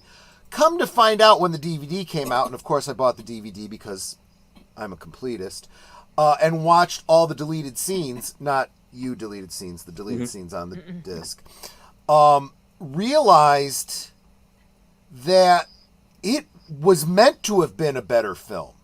There was a whole storyline with Baba Yaga that was cut out of it. All kinds of backstory about the original vampire and so forth that never made it into the movie. And then they shoehorned in that whole last part that was meant to be their setup for their big, dark universe thing. They basically marveled it. And I'm like, well, that's where they went wrong. So yeah, it's not a bad movie, but it hurts my heart because of how good it could have been and really should have been. Yeah, missed opportunity then. That's Yeah. unfortunate. It's worth a rewatch if you didn't like it before, keeping in mind that there's a lot of story missing, and then just ignore that whole tacked on modern day part of it. This is true. Expectations can really kill the Expectations, love. I had no expectations, so I could take it or leave it. I like Luke Evans. Yeah, he's Luke Evans was well cast. He Yeah. played the part perfectly. I've created a group on MeWe called Fixing the Universal Dark Universe, where we talk about some ideas of what they really could have and should have done with their new dark universe or whatever. And I said, they could very well have done a great job if they had started out with, if not, well, what they really should have done is they should have started by canonizing the Brandon Fraser's Mummy, and just said, this is where the story It's starts. the start of it. You know, Yeah. and then led into something like Dracula Untold. And after you've done that, you're going to need to do a remake of the original Bela Lugosi Dracula with whoever was acting. In this case, it would have been Luke Evans or whatever. Because you need to maintain that IP, right? The Dracula is public domain, so Universal has to, re-solidify what elements of their Dracula are theirs. And then kind of continue from there, and not make the mistakes that Marvel did. Do the things that Marvel did well. Standalone movies that have little threads that tie to other movies. Not movies where the plot is secondary to setting up all the other movies. Yeah. Hmm. Agreed. Hey, And Struggles. hey, we have some royalties. Struggle Reviews is here. Hello. How you doing, girl? Been Howdy, a bit. howdy. Are you looking forward to Nosferatu? Oh, yeah. I know I am. Is that I the am one with who's in that? gotta Willem look it up. Dafoe. Mm-hmm. See, that Willem Dafoe's that in it, scrambles my yeah. noodle too, because Because didn't he's yes, he did. yeah. But he's playing Van Helsing. this Oh, time. Maronna me. Okay, that's kind of awesome. That's kind of That's awesome. what I think I heard, because I was confused. I thought this was connected with that other one, and it's apparently not. No. Gotcha. So, yeah. And hello to my partner in crime, Jed Abiel. All right. But yeah, and then there's your connection, because you have Nosferatu, Willem Dafoe playing Van Helsing, which I'm finding out about right now. Cool. Okay. Of course, Shadow of the Vampire. Fact check me on that. Definitely fact check me. But when I found out about that is when I was like, oh, okay, this must not be connected at all. See, hearing that makes me think of Annette O'Toole having been Lana Lang in Superman 3, and then getting the role of Martha Kent in Smallville. Oh, yeah, yeah. Yeah. Which I thought was brilliant. If I was Clark, I'd end up having an Oedipus complex. But yeah, so Nosferatu to Shadow of the Vampire, where he's playing Max Schreck, the conceit of the film being that Schreck actually is a vampire. Mm-hmm. And then, of course, that movie being produced by Nicolas Cage. So I didn't know that. That actually makes a lot of sense. That's funny. So there you go. That's funny. You had to destroy my photographer? Oh, why not the script girl? The script girl. I'll eat her later. Yeah. Okay. Moving on. Silver says, I'll be honest, they have plenty of energy in my daily life. Defoe puts his entire self into everything he does. Such great That acting. is true. Yeah. That is true. I mean, I kind of make fun of method actors, but you can't fault their results. Yeah. I've always liked him. Well, when he dies, Willem Dafoe is going to be one of those actors where you find out he was in 300 movies or something like that. Yeah. He's been in so many things. So many. Yeah.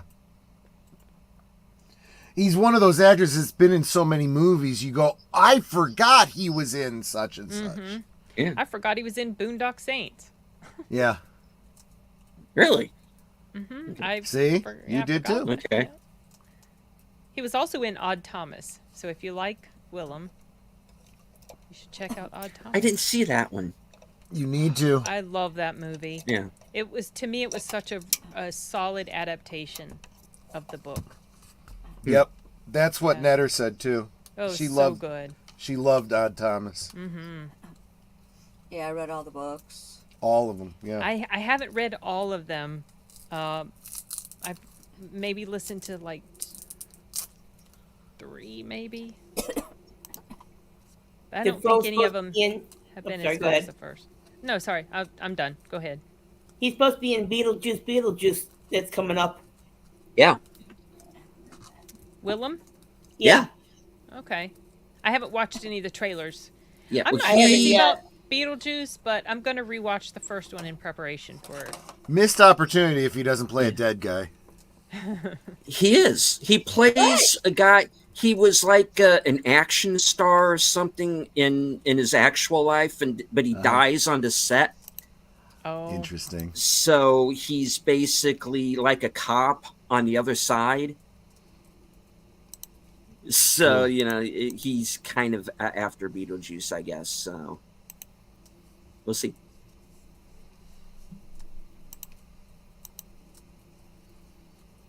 And hello to Real Wade Nation Gaming Clips.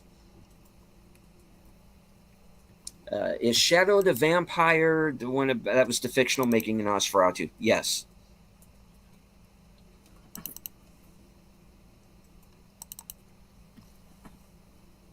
R.I.P.D. and Beetlejuice. Well, hopefully it will be better because everybody I knew who's seen R.I.P.D. said that movie was awful. So Yeah, that's what I heard. And it looked like it would have been pretty good, but Could have done better. Oh, okay. Most definitely looking forward to Nosferatu. I feel like the foes of Van Helsing will be Anthony Hopkins, Bram Stoker over the top. Maybe. Yes, I think he will. I think he's going to bring an edge of craziness to it, which is why I'm really looking forward to it. Yep. Yeah, that was one of the ones in my most anticipated for this year. Also, The Watchers was in one of my most anticipated lists. The Watchers. Okay, what were your thoughts? It was an interesting premise, and this is also very similar to In a Violent Nature. Except I probably dislike The Watchers a little bit more. It got started off pretty decently, but then there was all this stupid stuff that was happening with the characters, and the writing just kind of tanked. It was like she didn't know how to carry it to a really solid completion, and it was disappointing. This is her first movie. So I don't know. I'm hoping to get my review for that up sometime early part of this week. What if Defoe is Dracula in Renfield? He would be a good Dracula. Yeah, it would not be. Yeah, I would not be opposed to that. No, but we got Cage, and I still need to see Renfield. And the one that I'm looking forward to now is Longlegs. What's your speculation on the mystery movie? The Bike Riders. Oh yeah, that's right. That's right. You said. I keep hoping it will be Longlegs. When So is that yeah, coming me out? too. July 12th, I believe. Oh, so it's a bit away. Yeah. Okay. And the Bike Riders is the next big movie this next big movie after the Mystery Night. So that's why I'm thinking it's going to be that one.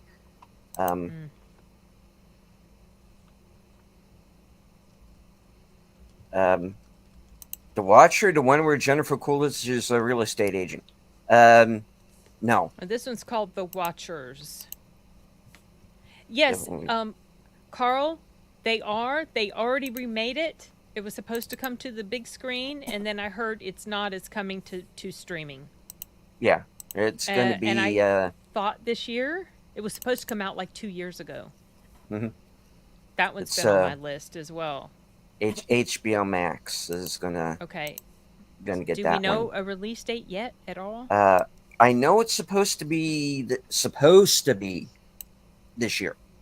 Yeah, that was the last I heard. But But we heard it was yeah, coming out last year, and then the year before that too. So I'm it's not. I hearing don't think it will some be that Enigma. not so good things about it. So I don't know if Yeah, I'm in a hurry to see it. I I I'm gonna wasn't in a watch hurry to it. see it before, to be honest. But I was definitely interested because Salem's Lot is my favorite Stephen King book. uh, So I don't know. We'll see. but I'm hearing some things about what they do at the ending, and I'm like, Oh, what? You know, oh, I'm like, No. no, okay. Don't Oh tell me no. anything. I'm not. I won't. But it's one of those things. Well, wow, that would be cool. What is it doing in Salem's Lot? Is the Okay, thing. I'll just put it that way. Um, oh, okay. What if the mystery movie is Inside Out 2? it won't be that. No, because it's too big a movie. Because when the Mystery Nights got started, it was all Apple TV and Amazon films, Okay. and then they kind of went away. They kind of went away from that, you know. Um, from like about Champions on, they dropped the whole Amazon Apple thing because the first one I went to was Spirited, Okay. and Spirited was an Apple TV movie. I didn't see Champion. The first one I went to was Ruby Gilman, Yeah. and then I went to almost all of them every time since then, except for like when I was out of town or whatever. I missed Mm-hmm. some. I missed some that I would have liked to have seen. But I remember I saw Talk to Me. That was one of the. That was one of the mystery movies. Was that like an Amazon movie, or had they'd done away with that formula by then? Yeah, it wound up on Amazon when it went to streaming, but it was not per se, and it wasn't made by Amazon, to Oh, my knowledge. okay. So, for the mystery moviegoers, would you guys like to give a story to when your heart sank for the movie that was revealed and killed your joy? Uh, when it turned out to be Origin, that was I knew I was not going to be in for a fun ride on that one. Um, Yeah, that's the one I really wished I could have just left. yeah. If it wasn't for the fact that we were reviewing it, That yeah, I would have walked out. that's the only reason I stayed as well. Yeah. But there've been some that Um, I wasn't really excited about, when it was revealed what the movie was, and then I ended up liking it okay. Like Ezra. It was yeah. good. Surprisingly, yeah. Yeah. Um, nice father-son story Hmm. where the father's actually engaged in his kid's life. Yeah. Um, the most recent Stand the miniseries is even worse. Yeah, I heard. I heard that wasn't great, and they pulled that whole device of cutting back and forth in time, where the whole point of that thing is the journey. You go on. Oh. Yeah, that's that to me blows it right there. Um, but yeah, those mystery movies can be a real mixed bag, where for every origin or for every It's a Wonderful Knife or every Founder's Day. what the F movies like Founder's Day. Um, you know, um,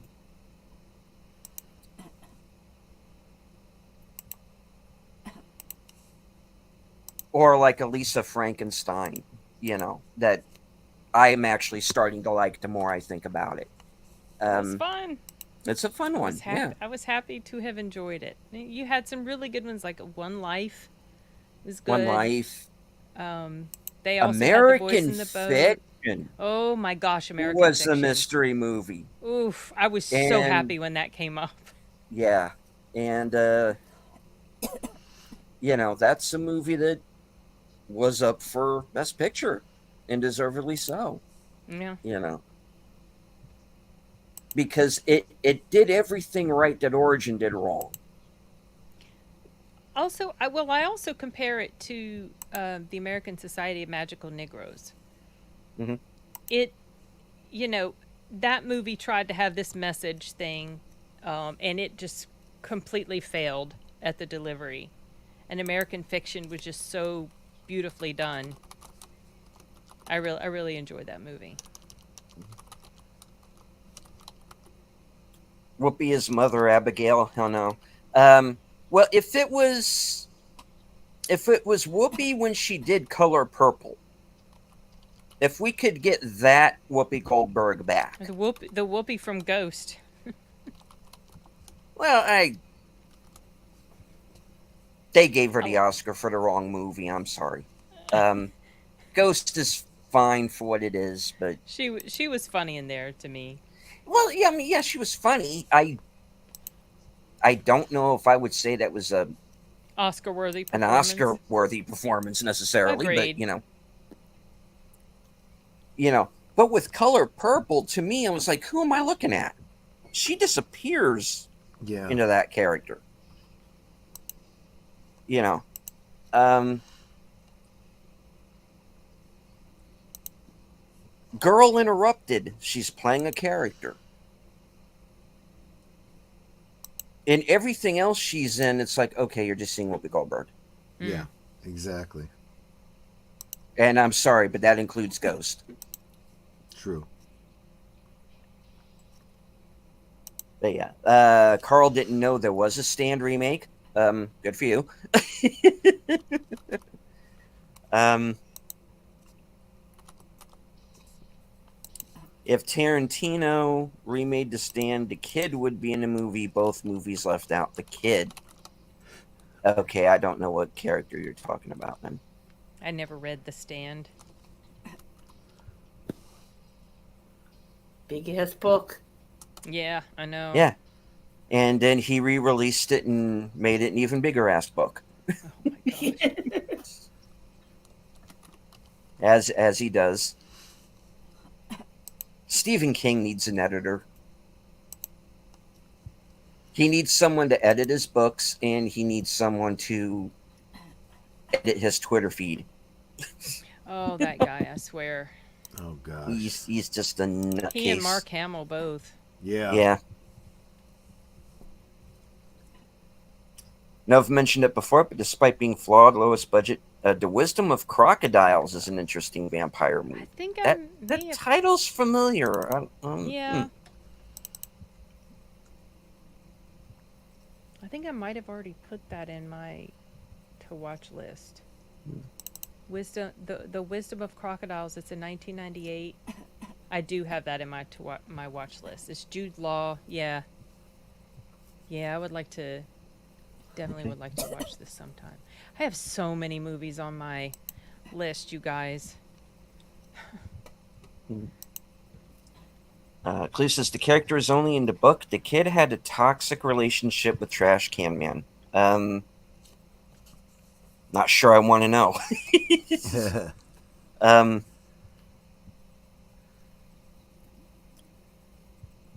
Give a pyromaniac a nuclear weapon. Okay. What could possibly go wrong?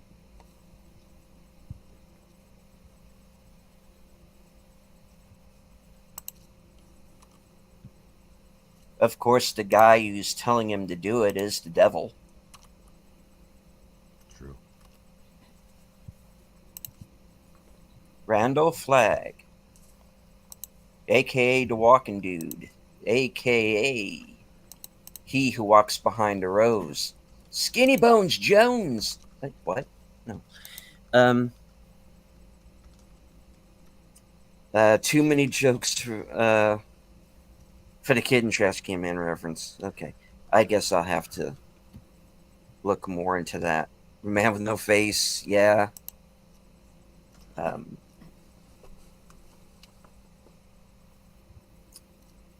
Yeah, that's how it is. All right. Oh.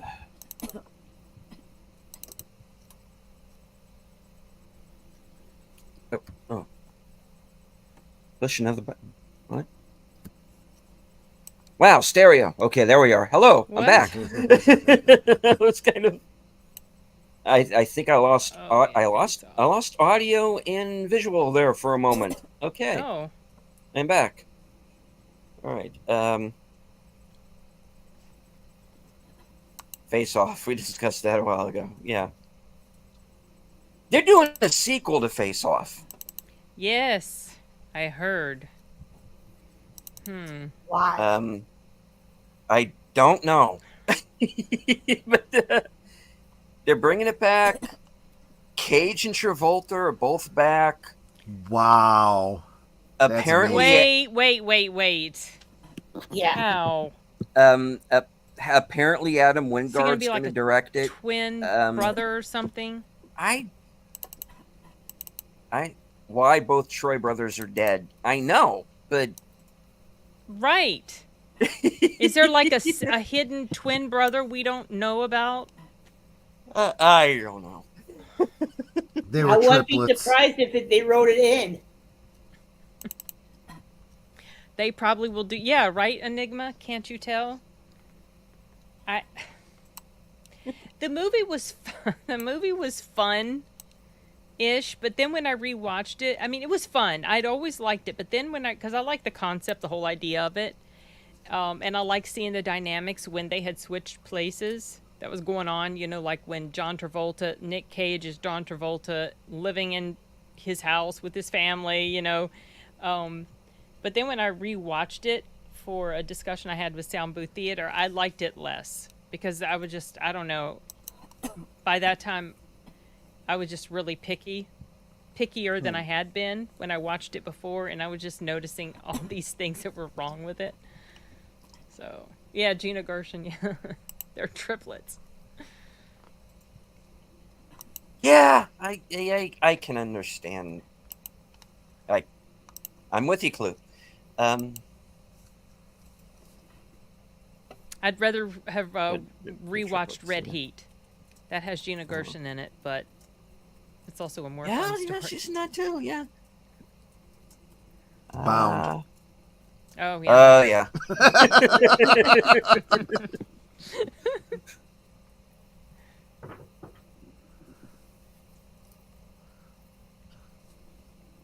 I'll be back in a minute.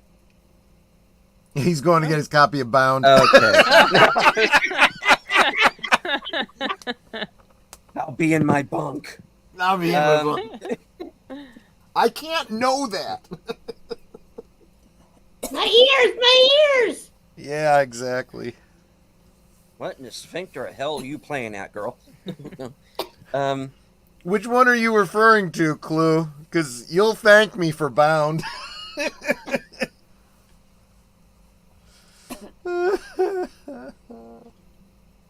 Just think of her as a guy. Or not.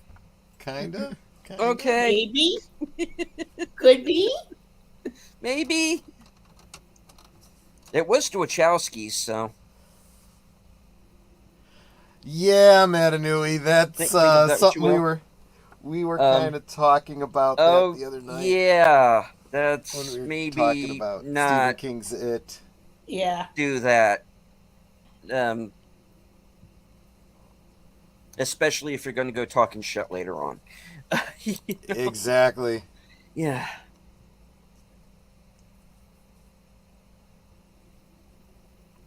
I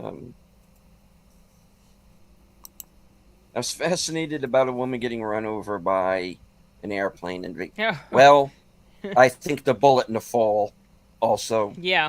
probably helped. I mean, I haven't seen this movie, but You haven't you're seen telling me that someone gets shot falls from a plane and then gets run over by a plane. Yeah, that's dead. Yeah, she was definitely dead. And right before that, she'd been sucking on Nicolas Cage's tongue. So yeah, She was she's dead undercover. 4 times. I mean, she literally sucked on his tongue. That was like, ugh. Ugh. That's gross. Oh my. Wow. Anyway. You should I mean, watch could it. she have been getting strangled at the same time? Maybe, intravenous drugs. I don't know. I mean, how You should watch it, Troy, just for shits and giggles. Oh, it sounds like the kind of movie I'd be totally into.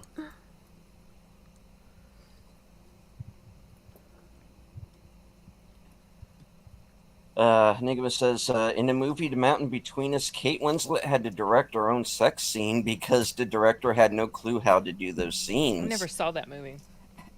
Stephen King should avoid them altogether. Yeah. Agreed. Just be careful that Pyromaniac doesn't create Godzilla. We're all screwed if he does that. So yeah, I mean, what do we think? We got a surprise on the first, and that's Godzilla -1 coming to streaming. Finally, we've just been talking about this, how it wasn't going to happen because Kong versus Godzilla and some sort of legal stuff, and then there it is. Yeah. I mean, that might be the upside to all the push for streaming, that you can't almost keep stuff off of streaming at this point. Have they released a digital? I mean, not a digital, sorry, physical copy of it yet? Because I don't in Japan, feel like I've... Oh, well. And there is... I don't know if it's available here yet. But supposedly there is like a box set which has the movie and has a bunch of goodies and whatnot. That's like $150. Oh. I'll pass on that till the price comes down. Yeah. And hello to the Padawannabe who says he saw Godzilla -1 earlier tonight. Good. Right So on. good. So It good. is. Love I've that. seen That took me so much by surprise. Yeah. Sorry, you've seen it. Right. Go ahead. 4 times now. Oof. Including once in the -1 color version. Oh, I almost Which went to go is see that, and then I didn't. Fantastic. I think I kind of prefer it, Really? the black and white. Yeah.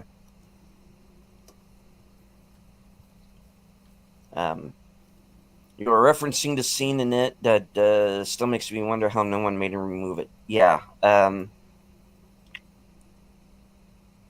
Yeah. Like I said, I he heard needs about editors. this scene. Yeah, Yeah. I never read it. I heard about that, though.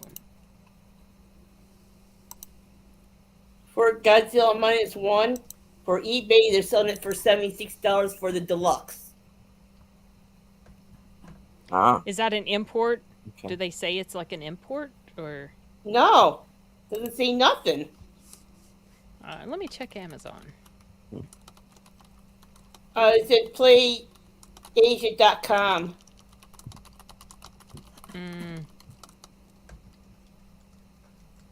Yeah, it might not be. In the meantime, Carl is asking, what's next? Kong versus Predator versus Alien versus Transformers? Well, Give me more ideas. I know the most recent Transformers movie sets up a possible Transformers G.I. Joe crossover. Yeah. Oh, God, no. Mhm. Please, God, Yeah. no. I did And- not like For a while. And as for Predator, there's going to be another one. Predator Badlands. And guess who's starring? The girl from Furiosa? No, Elle Fanning. Oh, Really? Interesting. okay. Yeah, a girl who's like 80 pounds soaking wet is going Exactly. to take on She's Predator. I swear, she's gonna just pick that effer up and throw him one-handed. I guarantee it. going to be no problem for her. Mhm. You know, and I do I remember don't- that now. Isn't that stunning and brave? Yeah. Stunning and don't- brave. I don't have a problem with a female lead in a Predator movie. Just give me somebody who's believable. Yeah, exactly. Mm-hmm. Now, when it comes to Prey, and my most watched review is still the review I did for Prey. Okay. My problem there is, who are all these Abercrombie and Fitch models? You know, Yeah. give me.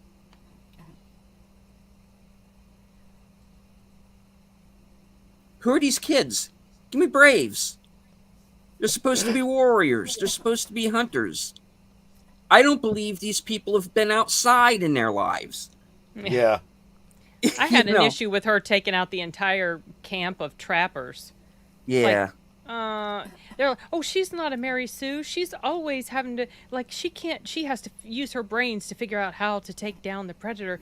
Yeah, but meanwhile, you're trying to make us believe, and she had just hurt her foot too, and yet she's able to take out this whole camp of No.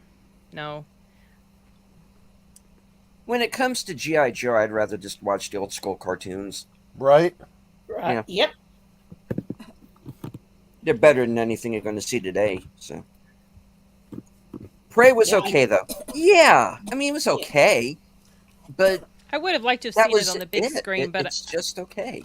I felt like it was way overrated, and the praise that was given to it, people were saying, "Oh, it's better than the first." Hell no, it was No. not. No. Not even close. Don't even try with that. But they were acting like it was just, oh my gosh. I think maybe people were just starving for some new stuff, because this was still when, the theaters weren't back to normal yet. I do feel like that should have been on the big screen. But I was not as in love with it as so many other people seem to be. No, I felt it was a streaming movie all the way. Really? Yeah. Mm.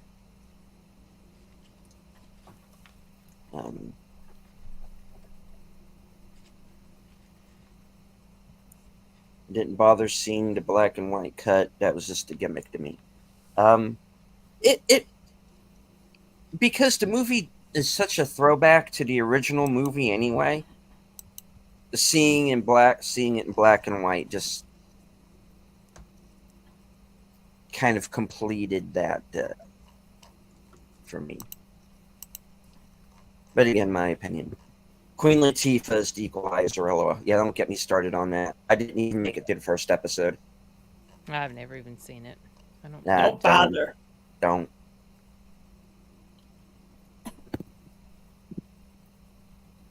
Even though I like Denzel Washington in his version, I prefer the original with Edward Woodward. Oh yeah. Hands down. Yeah. I never even knew about that show until not long ago. So I had no idea that the movies were like remakes.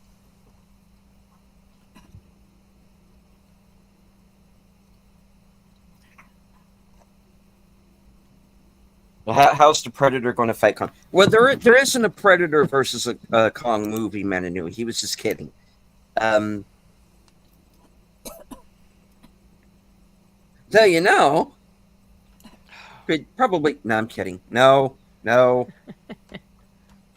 No. Oh, Deja Vu was such a good movie. I love that movie so much. Yeah, I need to see that one. So good.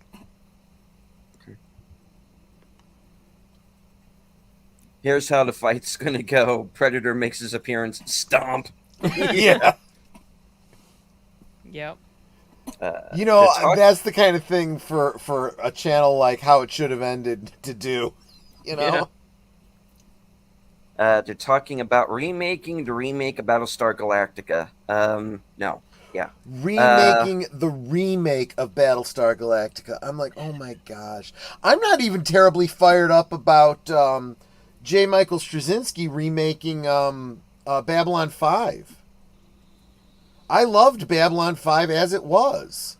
Me too. When I heard that, like, You know. holy shit. You gotta be.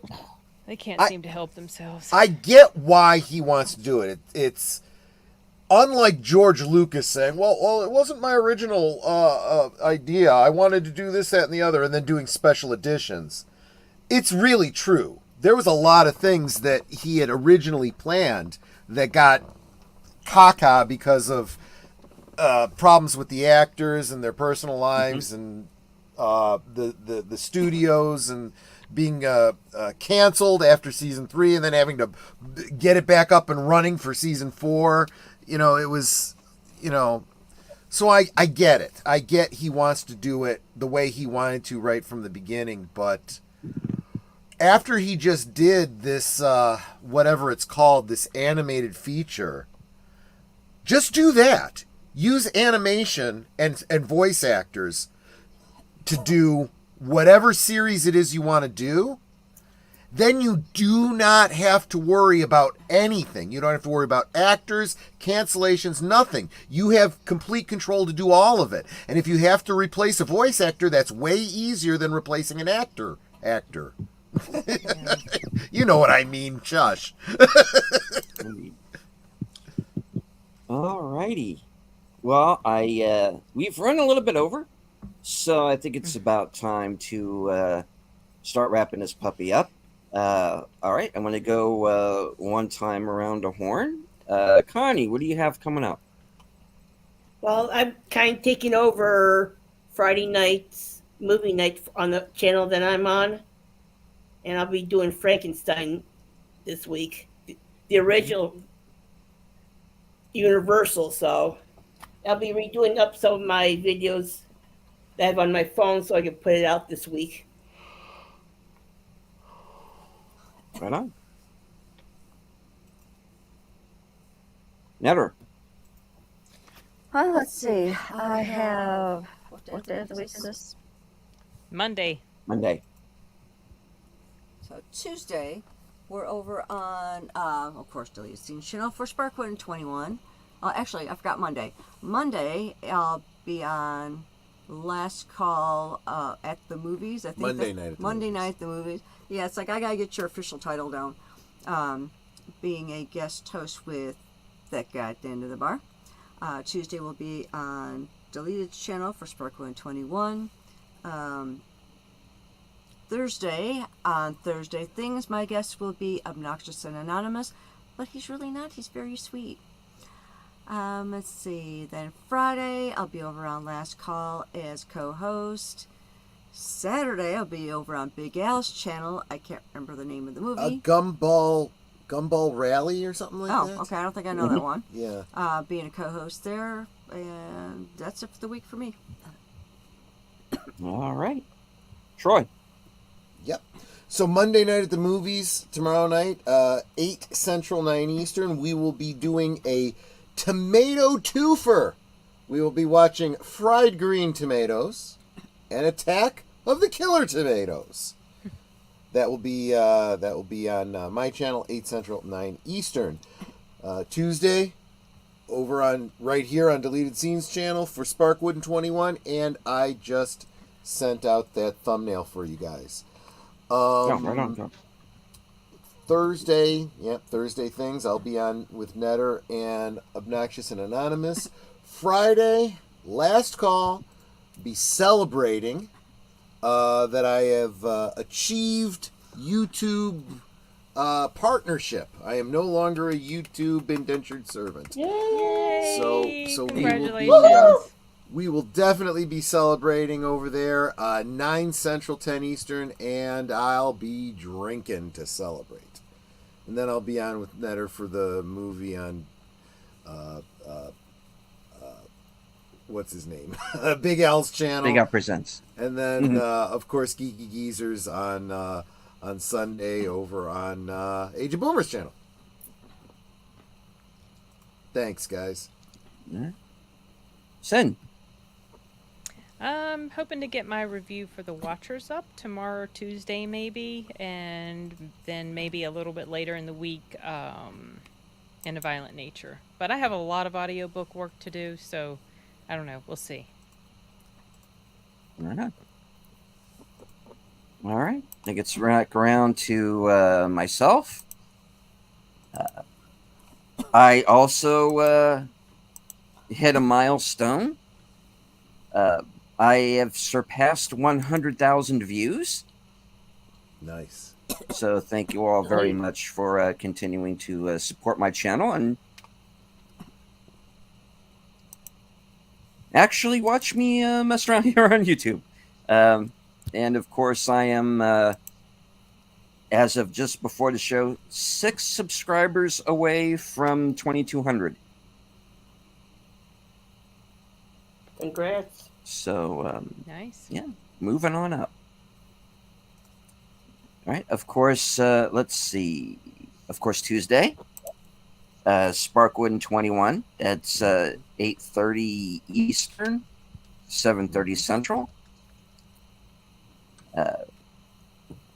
Thursday, 4:30 p.m. I am going to be joining Jedi Bill for Action Theater. Film to be determined. So stay tuned to my community page. I'll let everybody know what's going on as soon as I find out what Bill has cooked up for us. He was in the chat earlier, so Bill, if you're still in the chat and you have decided on a movie, please let your co-host know what we're going to be doing. Please. I'll wash your car for a year. Please tell your co-host what you're doing. I'm sorry. This is hard. I tried to do the best. Oh, okay. I'm moving on. And scene. All right. So let's see. That's Thursday. Of course, later on that night, right after Thursday things, will be my weekend update. And then gets us back around to Sunday for Western Cinema Presents. And we're going to be watching Red River, the original John Wayne classic. And then, of course, Unscripted, as usual. I think I'm going to be doing a chat Q&A next week. I haven't done one of those in a while, so I'm going to be doing a chat Q&A show.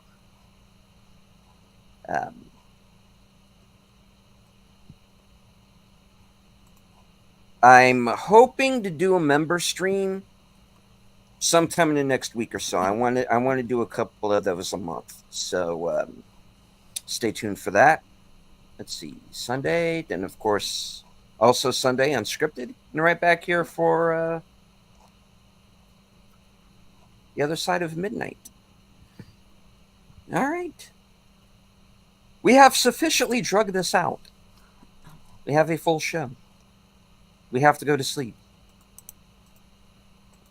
I'm going to hit myself over the head with a hammer, and because that usually seems to work. That's how I am this way. I hit myself with hammers, and it's actually quite fun. I got one just for that very occasion. And I do this because it makes Connie laugh.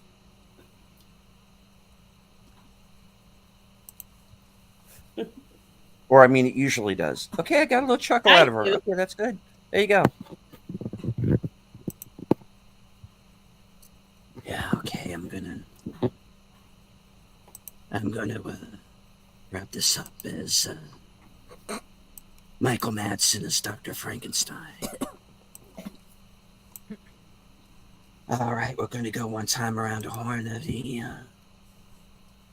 any last words? No. See everyone in the next stream. Peace and love. Good night, everyone. Have a wonderful upcoming week. Have a good week. Nos vemos. Netters Network, I know you usually like to close out the show with a few I don't think words. anyone's still about awake to hear it. Sashi's still here. Hey, Sashi. It's the middle of the day for him. Sashi, that's right. His day's just getting started. Well, it's 1:30 in the morning here, so technically my day has started, but I don't really need to be up. 2:40 here. Yeah, it's I don't really need to be up until 7 a.m. So, yeah, I do need to get to bed. So, we could talk amongst ourselves, which we've been doing. And that's all well good and fun, but it is so much more fun when you guys are joining us in the chat and you're dropping comments, questions, trivia, being goofy, whatever it may be. And it doesn't feel like we're separated by miles or continents in some cases. Hi, Sashi. It feels like we're all hanging out in the same room, enjoying each other's company and having a great time. And you guys, you know you're not just our friends. You're our family. We appreciate you so very much. For those of you who are still here at this hour, well, for me, it's a really late hour of the morning. Thank you for being here. Thank you for encouraging all of us. I really love seeing y'all in our different chats, and hope to see you Monday on Troy's stream for his tomato twofer. But until then, good night and God bless. All right, I'm Dr. Victor Frankenstein, and we had 42 people watching us tonight. Nice. So Yeah. stayed with us throughout the show, so thank you all for watching. To everybody in the chat, to everyone who joined us on Twitter and Rumble, and watch my movie Monster Mash. I think you're actually going to like it.